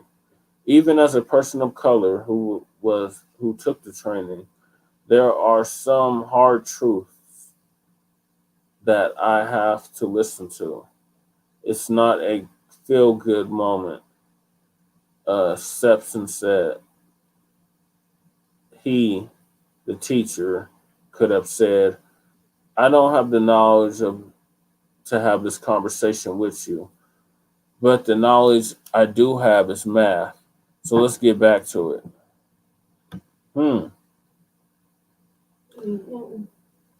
Stepson, it's a long article. It's almost done. Stepson said he feels or she feels that they have been shunned by the McDowell County Board of Education and Superintendent's Office after a work session on the joint racial equity statement. Was postponed. We are talking with the Southern Coalition of Social Justice on holding a town hall meeting because we are not going to continue to let them treat our kids this way in the schools and think it's okay. We want to work with them, but they aren't meeting their obligation. The forum has released a survey in English and Spanish on their Facebook page for the community. The goal of the online poll is to collect stories and data in an effort to hold McDowell County school system accountable to a higher standard on issues of racism and bullying incidents in our schools. Data collected from this survey will be shared with the school board to inform current policies and procedures and produce a much needed shift in how these issues are handled and addressed. You can choose to share your name and contact details or complete the survey anonymously according to the poll. The poll is at this website. These incidents are not isolated. Hopefully, This way, we can gather stories we are trying to work with and not against, said Stepson. I know uh, that he has an obligation as a superintendent of the school system, but number one is to make sure the students are safe. I just want to see some action, and let's get this done. The McDowell News spoke to Garrett last Tuesday evening, and he reminded the public there is an anonymous reporting system in place called Say Something, and that can be accessed by visiting this website or calling the 24-hour 24/7 crisis hotline at 1-844-5-SAY-NOW. We investigate every single tip that is submitted, said Garrett. I am hopeful the community survey results will be shared with the district so that we can use them to learn and improve for the benefits of students. MCS is actively working toward diversity, equity, and inclusion goal that is contained in the current district strategic plan that was adopted in December. The draft version of the strategic plan contained this goal well before the incident took place. The Board of Education formed a subcommittee to begin addressing the specific goal with the administration, which has already met once with the scheduled meeting this month. There will be opportunities for input as the work continues. Learn more about McDowell County Schools. Visit McDowell. That is it. So thoughts, Lady Che. My thoughts is this: this shit is bullshit. Should just, he shouldn't even be allowed to say half the shit he said. I think it's whack. I think that he shouldn't have done it. He shouldn't have done it. I think that they recorded it. I wish this motherfucker would stop right outside my window. Jack Jensen. Jack Jensen really sucks ass. I don't like him, and I just wish he would stop altogether. You know what I mean?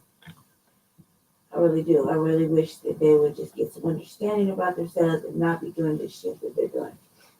It's not okay to say that word. It's not okay to be saying it to children. You're white. You don't get the privilege. Right. You know what I mean? He thought he was going to have white privilege. You do not get the privilege to do that type of shit. And that black student said, nope. And the black student said, nope.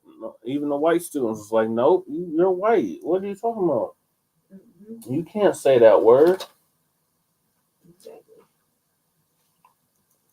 Exactly.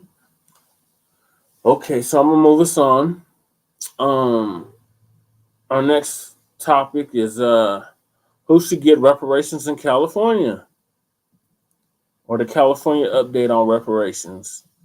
So as of last month, California has been running a reparations bill, and they have a task force. Now, this task force is not strictly FBA, ADOS. It is a mixture of Caribbean immigrants and African immigrants and Black Americans, or so-called African Americans. And they're debating basically back and forth about who should get reparations and who shouldn't. Hold that thought, baby. Hold that thought. Yeah, please, thank you. Cold. Yes. Okay, so yeah, there's been a back and forth about who should get reparations. Now, here on the Front Line Blacc News, we are a B1 foundational Black American platform. We're saying that we should get reparations first. And if anybody gets reparations out of Black people in this country, it should be us. Yeah. So this article goes on to say who should get reparations in California. A task force. Oh, I gotta share it. Yeah, I thought you would just share video. No, I have another article article. Got to get into the details. This all covered in the video, baby. It helps to read it, babe. Gosh. You gotta tame it. I'm real quick. Let's watch a video. Everything's just right there. Who should get reparations in California? A task force in charge of the state's reparations effort, in the first in the nation, is struggling to decide which Black Californians receive payments. If California were to provide reparations to Black residents, who exactly would qualify for the payments? That's the question that is stumped the expert panel in charge of California's historic reparations effort. The first undertaking of this scale, and one that could have major implications for the rest of the nation. In 2020, California approved legislation to accomplish a tall order, establish a task force to study and develop reparations proposals for African Americans, with a special consideration for African Americans who are the descendants of persons enslaved in the United States. As you can see from that language, the law prioritizes people whose ancestors were enslaved. Yeah, damn Skippy. But it doesn't detail exactly what that means. So we have to go into detail. What does that mean? That means lineage. That means if you can trace your lineage back to the South, back to the Civil War, back to enslavement in the United States, you have access to the claim.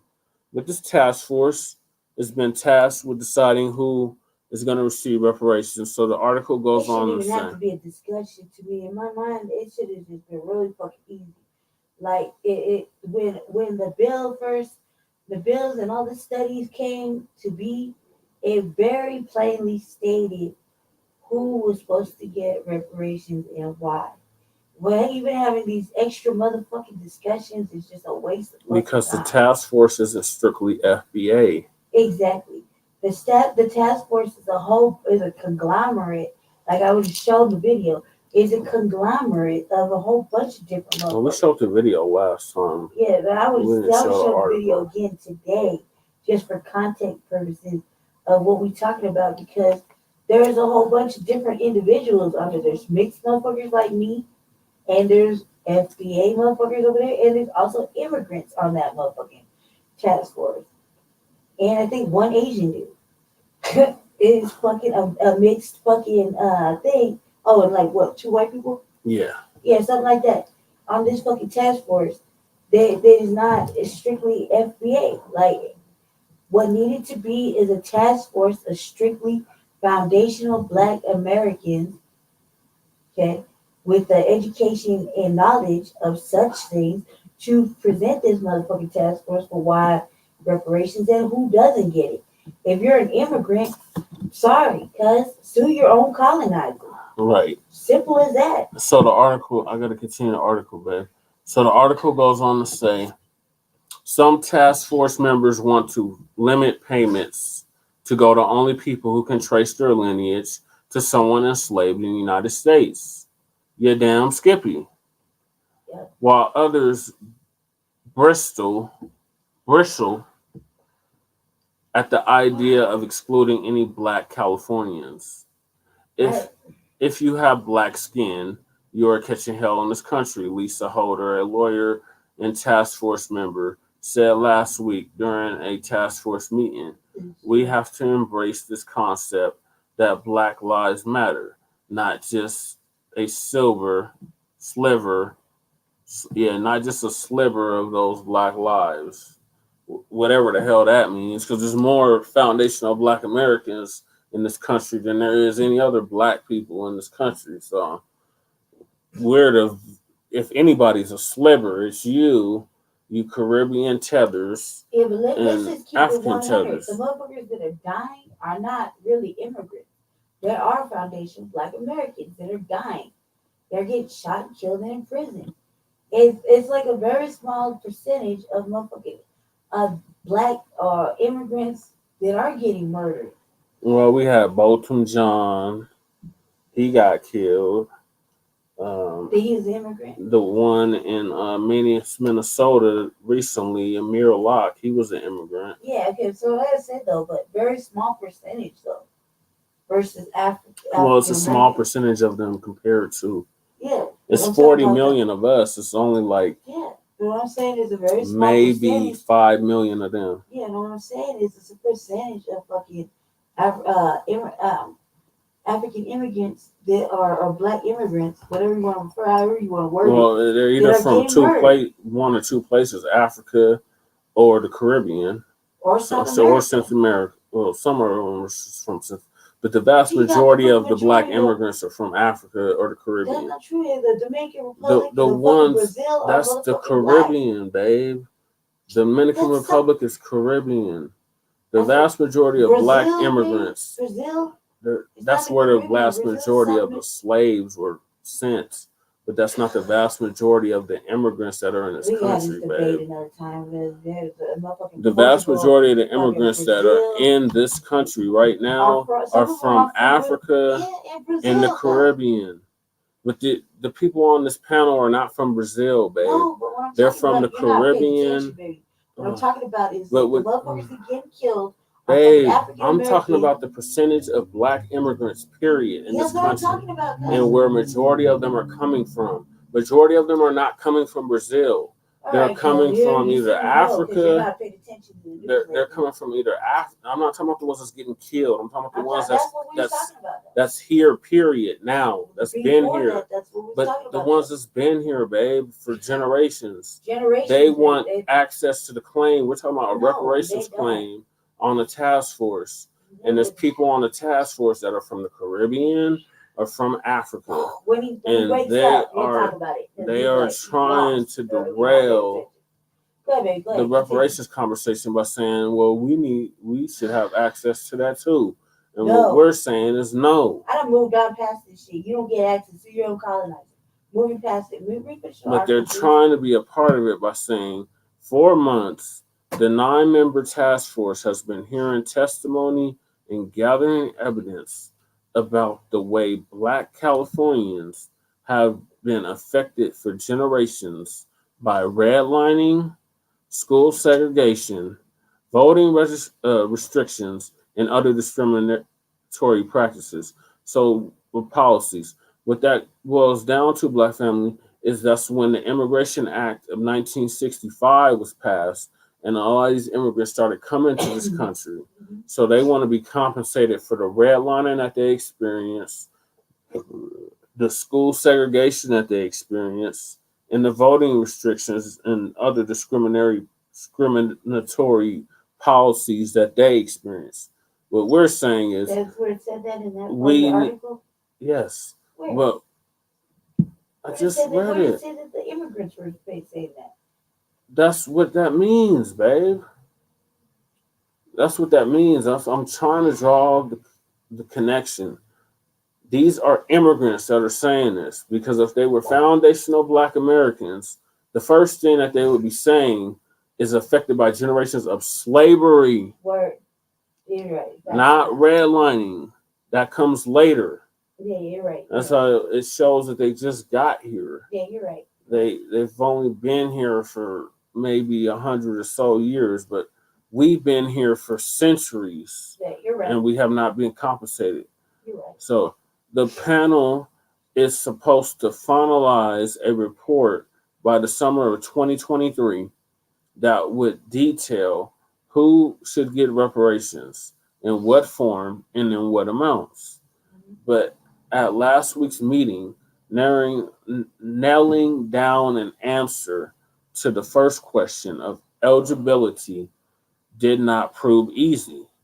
First, Erwin oh my God, I'm going to butcher this dude's name. Chemerinsky, the dean of UC Berkeley's law school, testified that providing reparations based on lineage, yes, as opposed to race, would make the effort less likely to be overturned in court. Dozens of public commenters who later called into the meeting overwhelmingly supported that approach.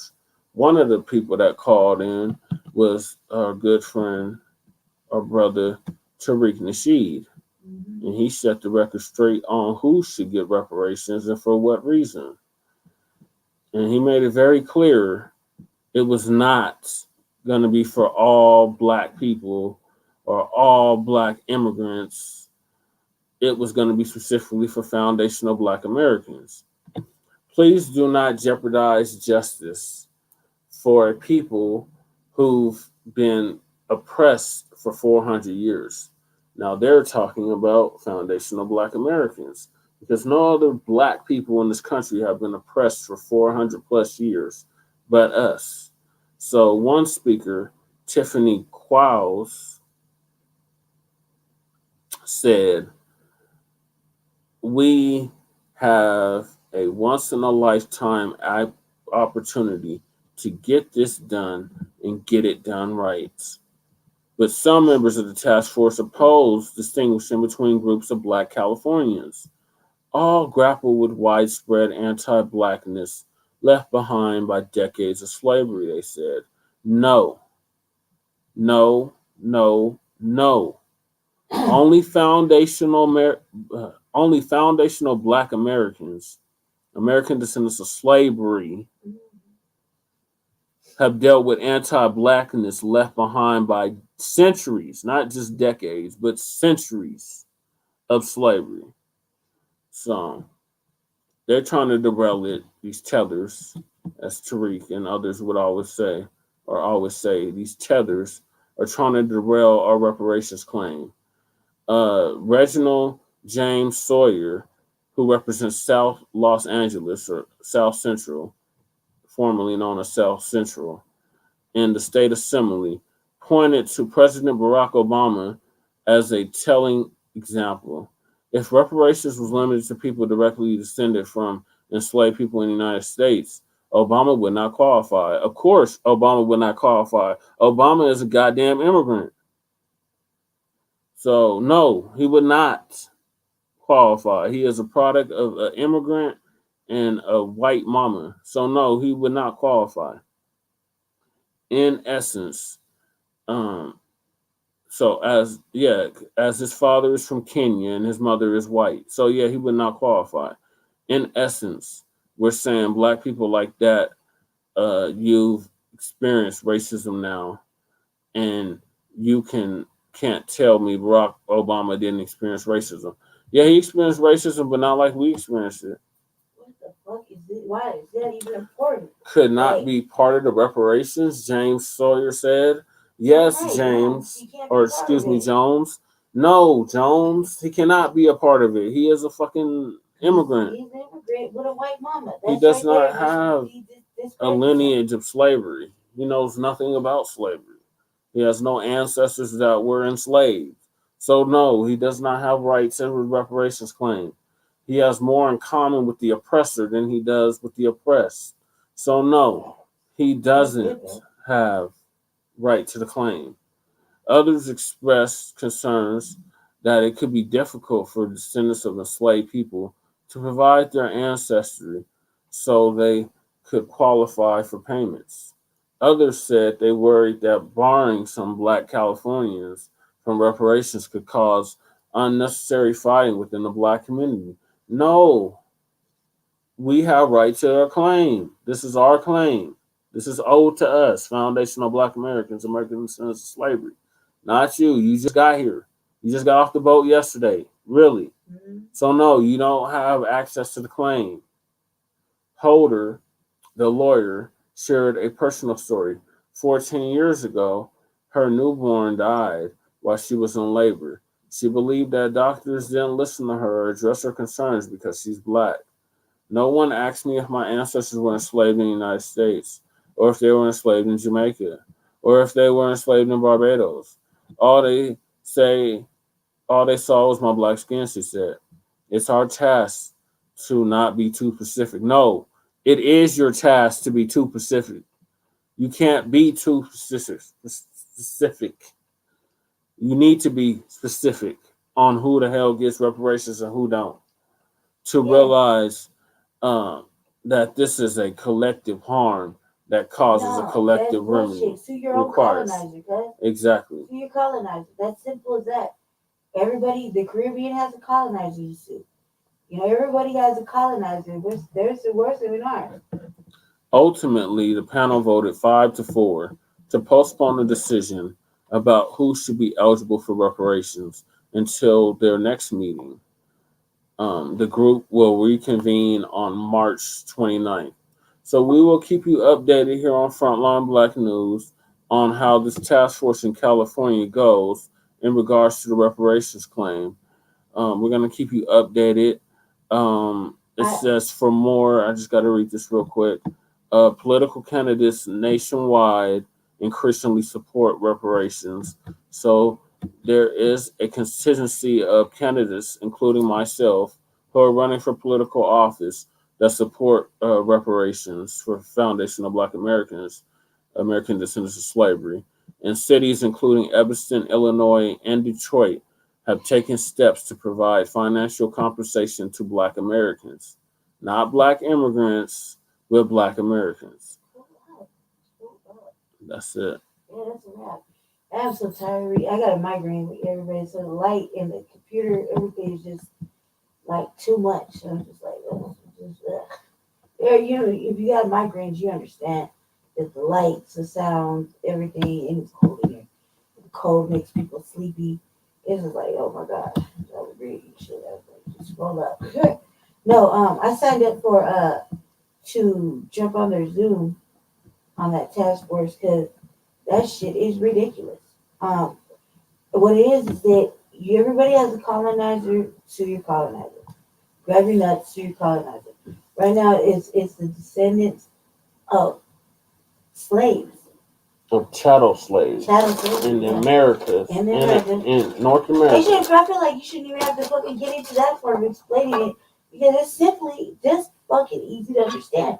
I don't know what the fucking debate is about. Because you have these $5 FBAs. They're gonna try to get a damn check. I understand that part. You didn't need to go there with it. But I'm like, just why in the fuck don't you know how to read, people? Read. It's clear. It's simple. It expresses itself to what we're asking for. It shouldn't even be a debate. It shouldn't be studies. There shouldn't be any of this time wasting, drag out nonsense. Luckily, I'm thankful they only set it to like 7 meetings. So hopefully this next one will fucking start to really make some improvements. And California is the trendsetter. So when California does something like set up a reparations task force, that leads the next states to follow suit because it's important. This is just for Californians.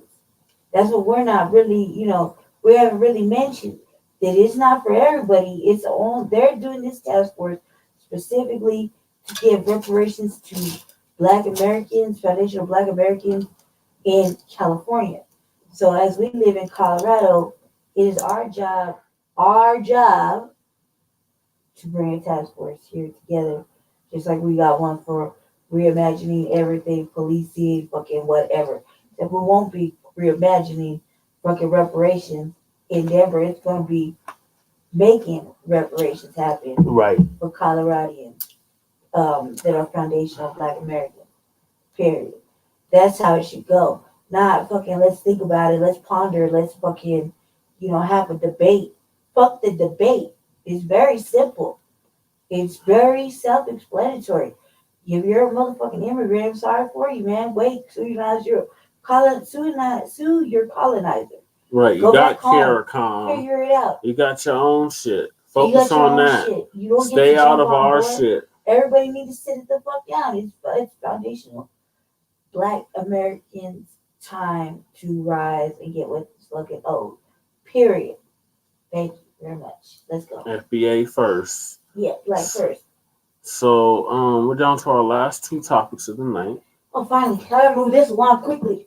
I I got time. I got time And today. that is Go ahead, baby. Do the opening. our Unhoused Neighbor News and our Unhoused Neighbor Sweeps. So as you know, it's 2022, and the sweeps continue.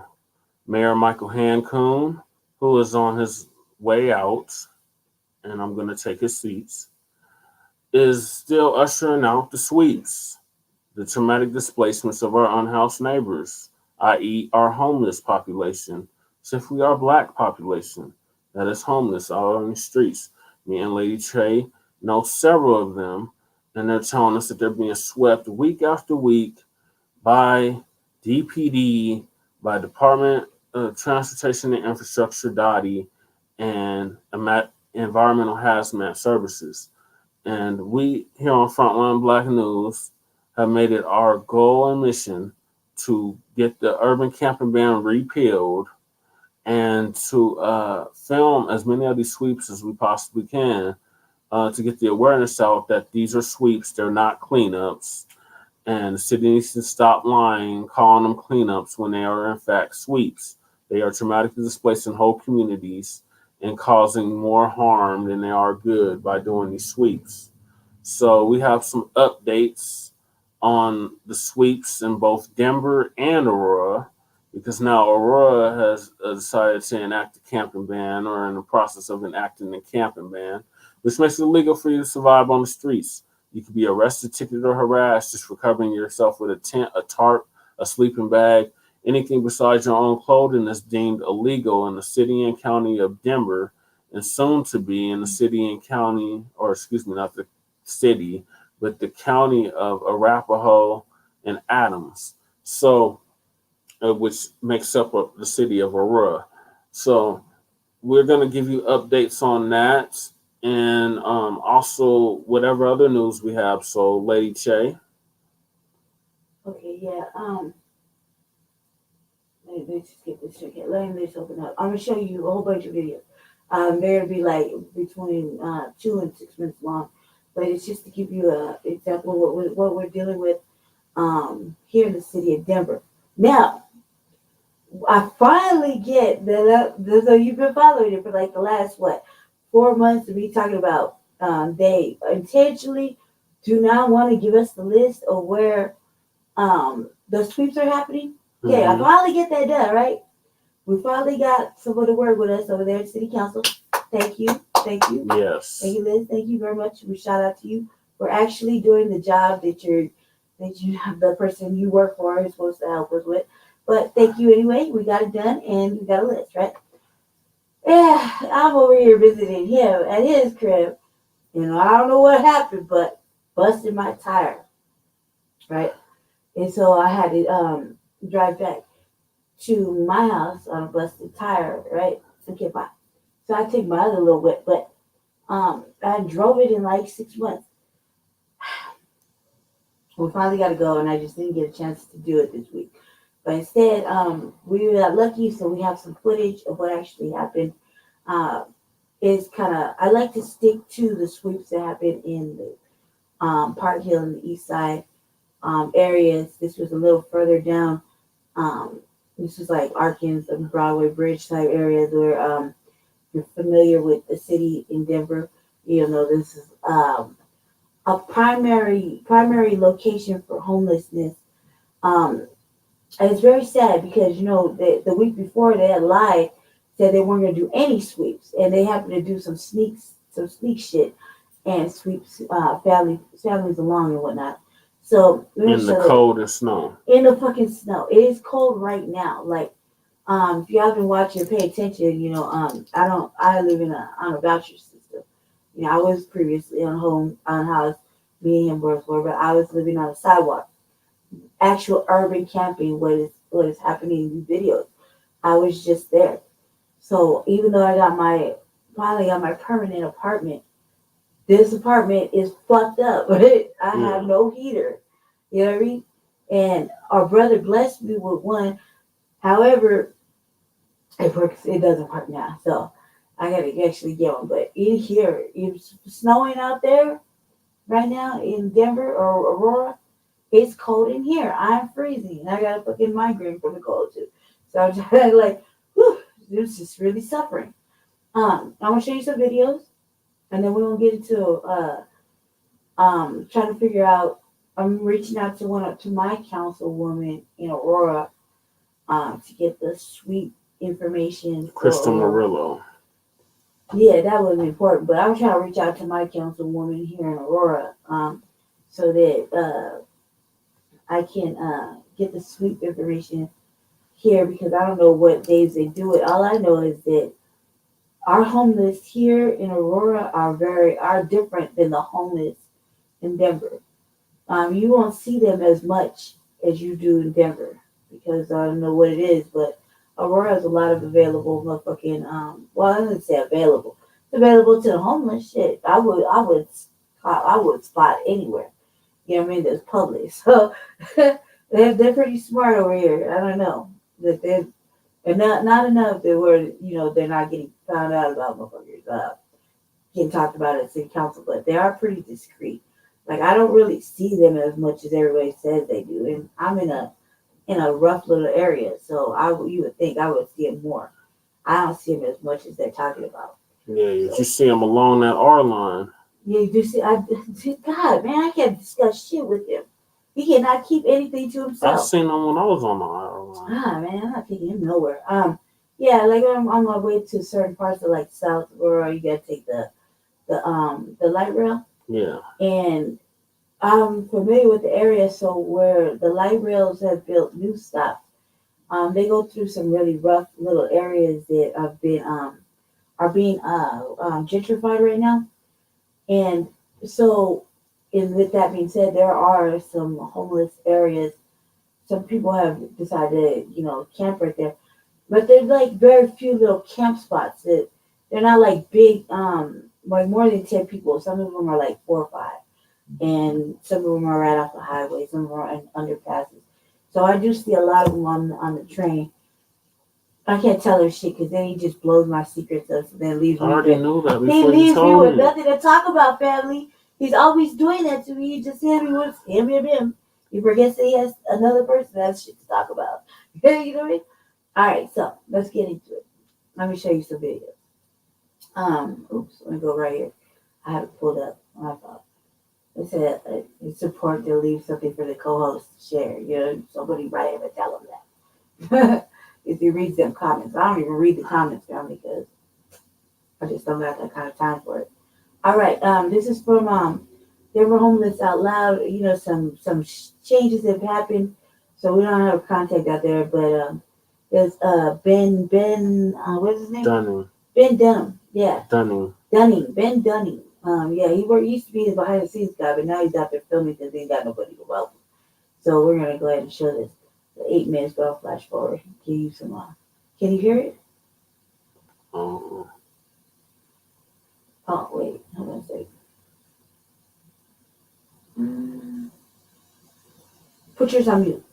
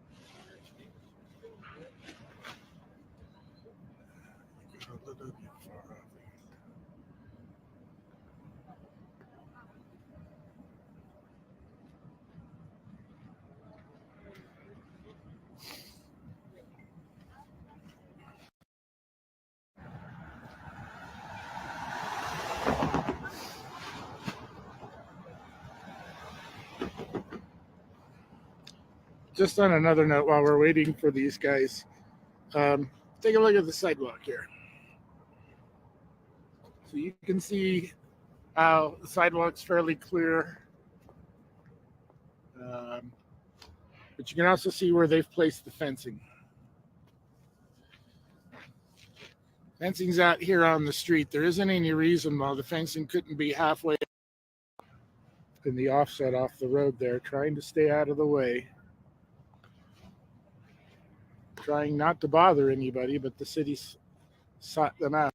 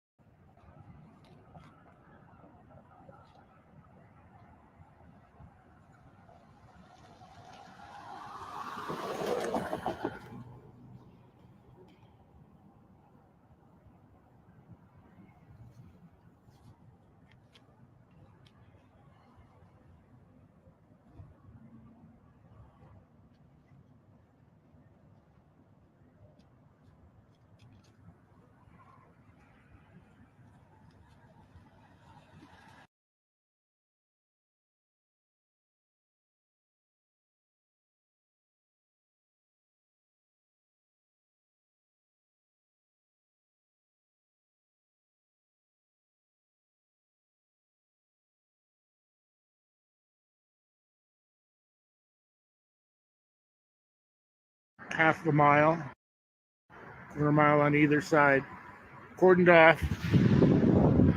They got the one lane closed and the sidewalk cordoned off. We're like 5/10 over here.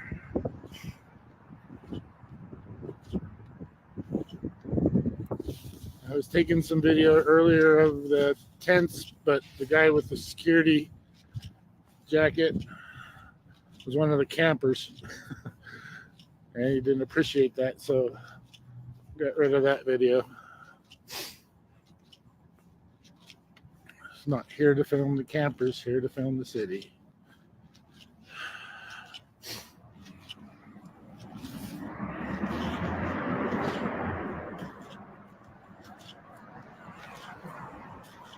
So you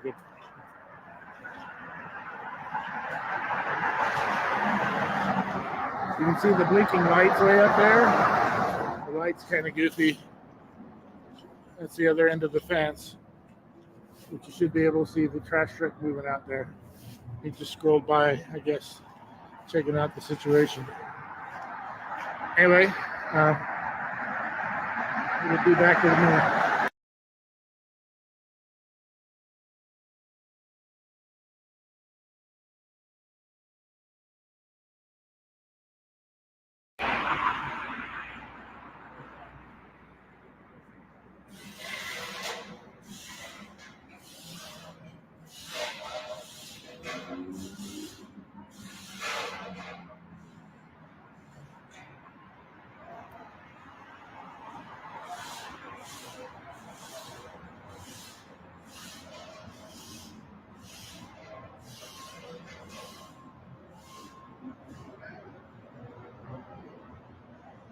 Guy behind the tent, one of the campers, and he's looking for a city person over there.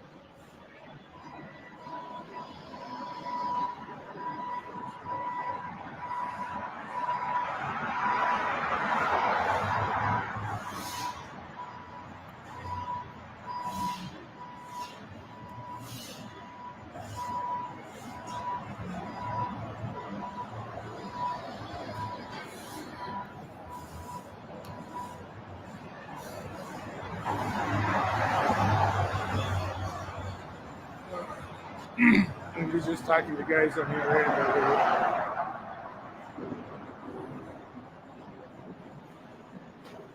Meanwhile,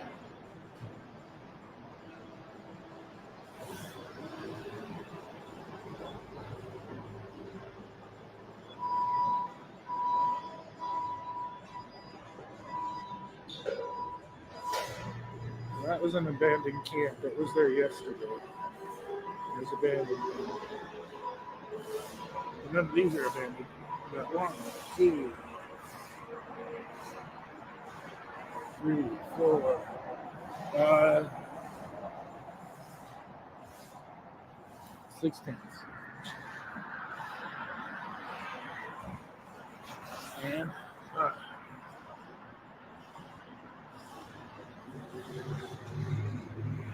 that's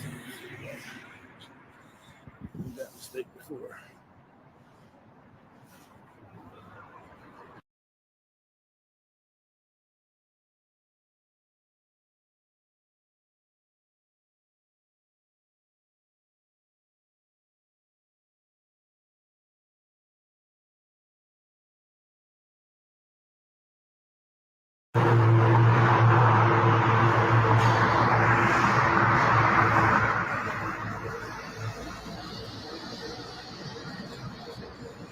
All right. They cleared out some debris from a couple abandoned camps on either end of this encampment. Another guy had a really small setup. It was already broken down and left. The rest of the campers are still trying to gather their stuff. And the city can't wait to take whatever's left behind or destroy what other people can't carry.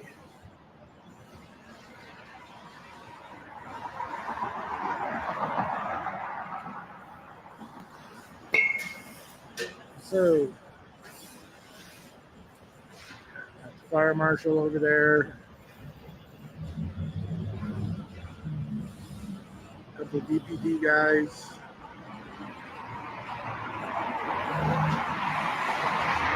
Guy from Gotti.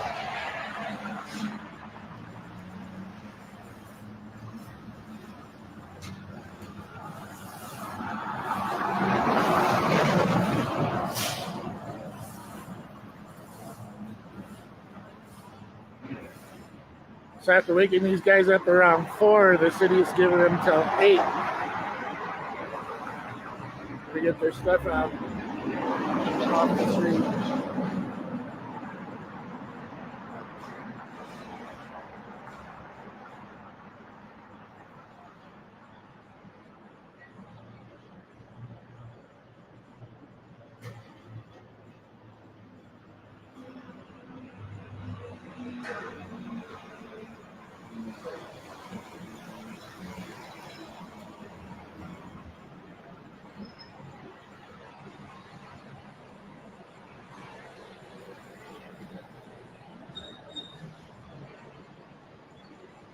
I was talking with the guy with the really small setup.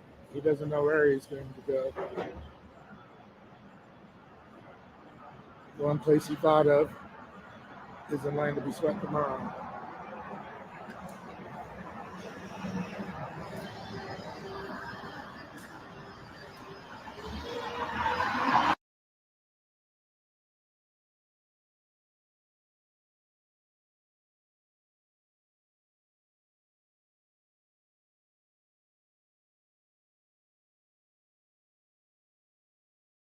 There's not as many tents as there's been in the past, maybe a dozen or so, and people are in the process of breaking down their tents.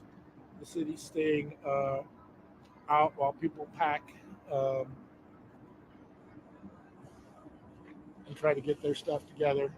One of the things to note is that the fencing here today is way out further than it normally was. So typically, this fencing here that's over there goes up to the corner of Crossroads. And then across the street over there is like in the middle of the street of Crossroads to where people can get through. And they've got it further back. And then after opening up a little section over here where people could get coffee. They decided later that they were going to close it off. And they must have opened it up again. Somebody must have made a call. All right. So this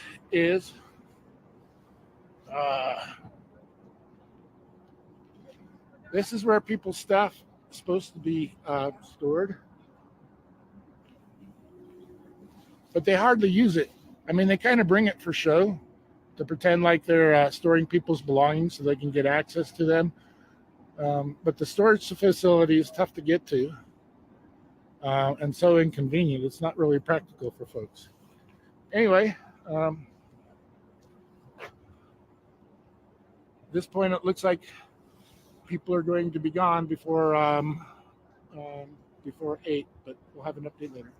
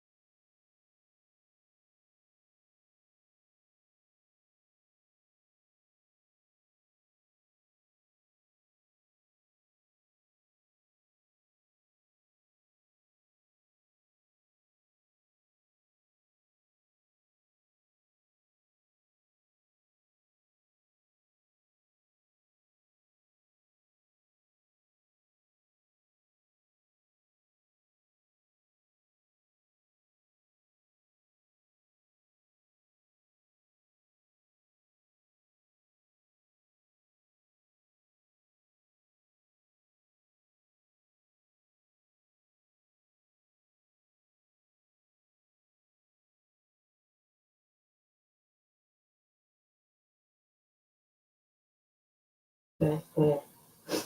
Alrighty, well, thank y'all for tuning in to episode 52 of the Front Line Blacc News, our yearly episode. We'll be back next week with a brand new episode for a brand new season of the Front Line Blacc News. In the meantime, make sure you check us out on frontlinecampaign.org. Make sure you check us out on YouTube, Frontline Blacc News.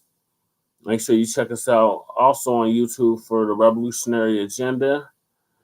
And we are on Facebook as well. And check out Shabaka's Black Experience Enhanced, which I am the co-host of. Shabaka wasn't able to join us tonight, but he should be joining us for future episodes. And you got to support the Black Cat. So donate to the Cash App that's drawn on the bottom of your screen. Cash App $JLP5280. Or you can hit the PayPal jparish45@gmail.com. Every little bit helps. Black family, twos and fews, it goes a long way.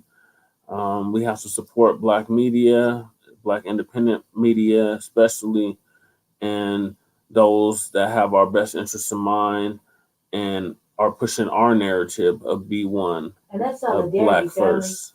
That's solidarity right there. Like, regardless of what we go through, we're still a family, and we need to support each other, verbally, fucking physically, financially, emotionally, mentally, whatever it takes, because we, at any given point in time, could be in the same position, and we're gonna need support. So when we can support one, we support each other, we support us all. So thank you, and then stay Black, stay dangerous. Right. So we are actually powered by the people. So please donate to the Cash App at the bottom of your screen. We're not going to do like other shows and badger you about donating to us. Just donate if you can. We have to keep this platform up and running. This message has to get out, especially in places like Colorado, where there isn't that many Black-owned media platforms. So peace, love, light, and Black empowerment. We'll be back next week with a brand new episode.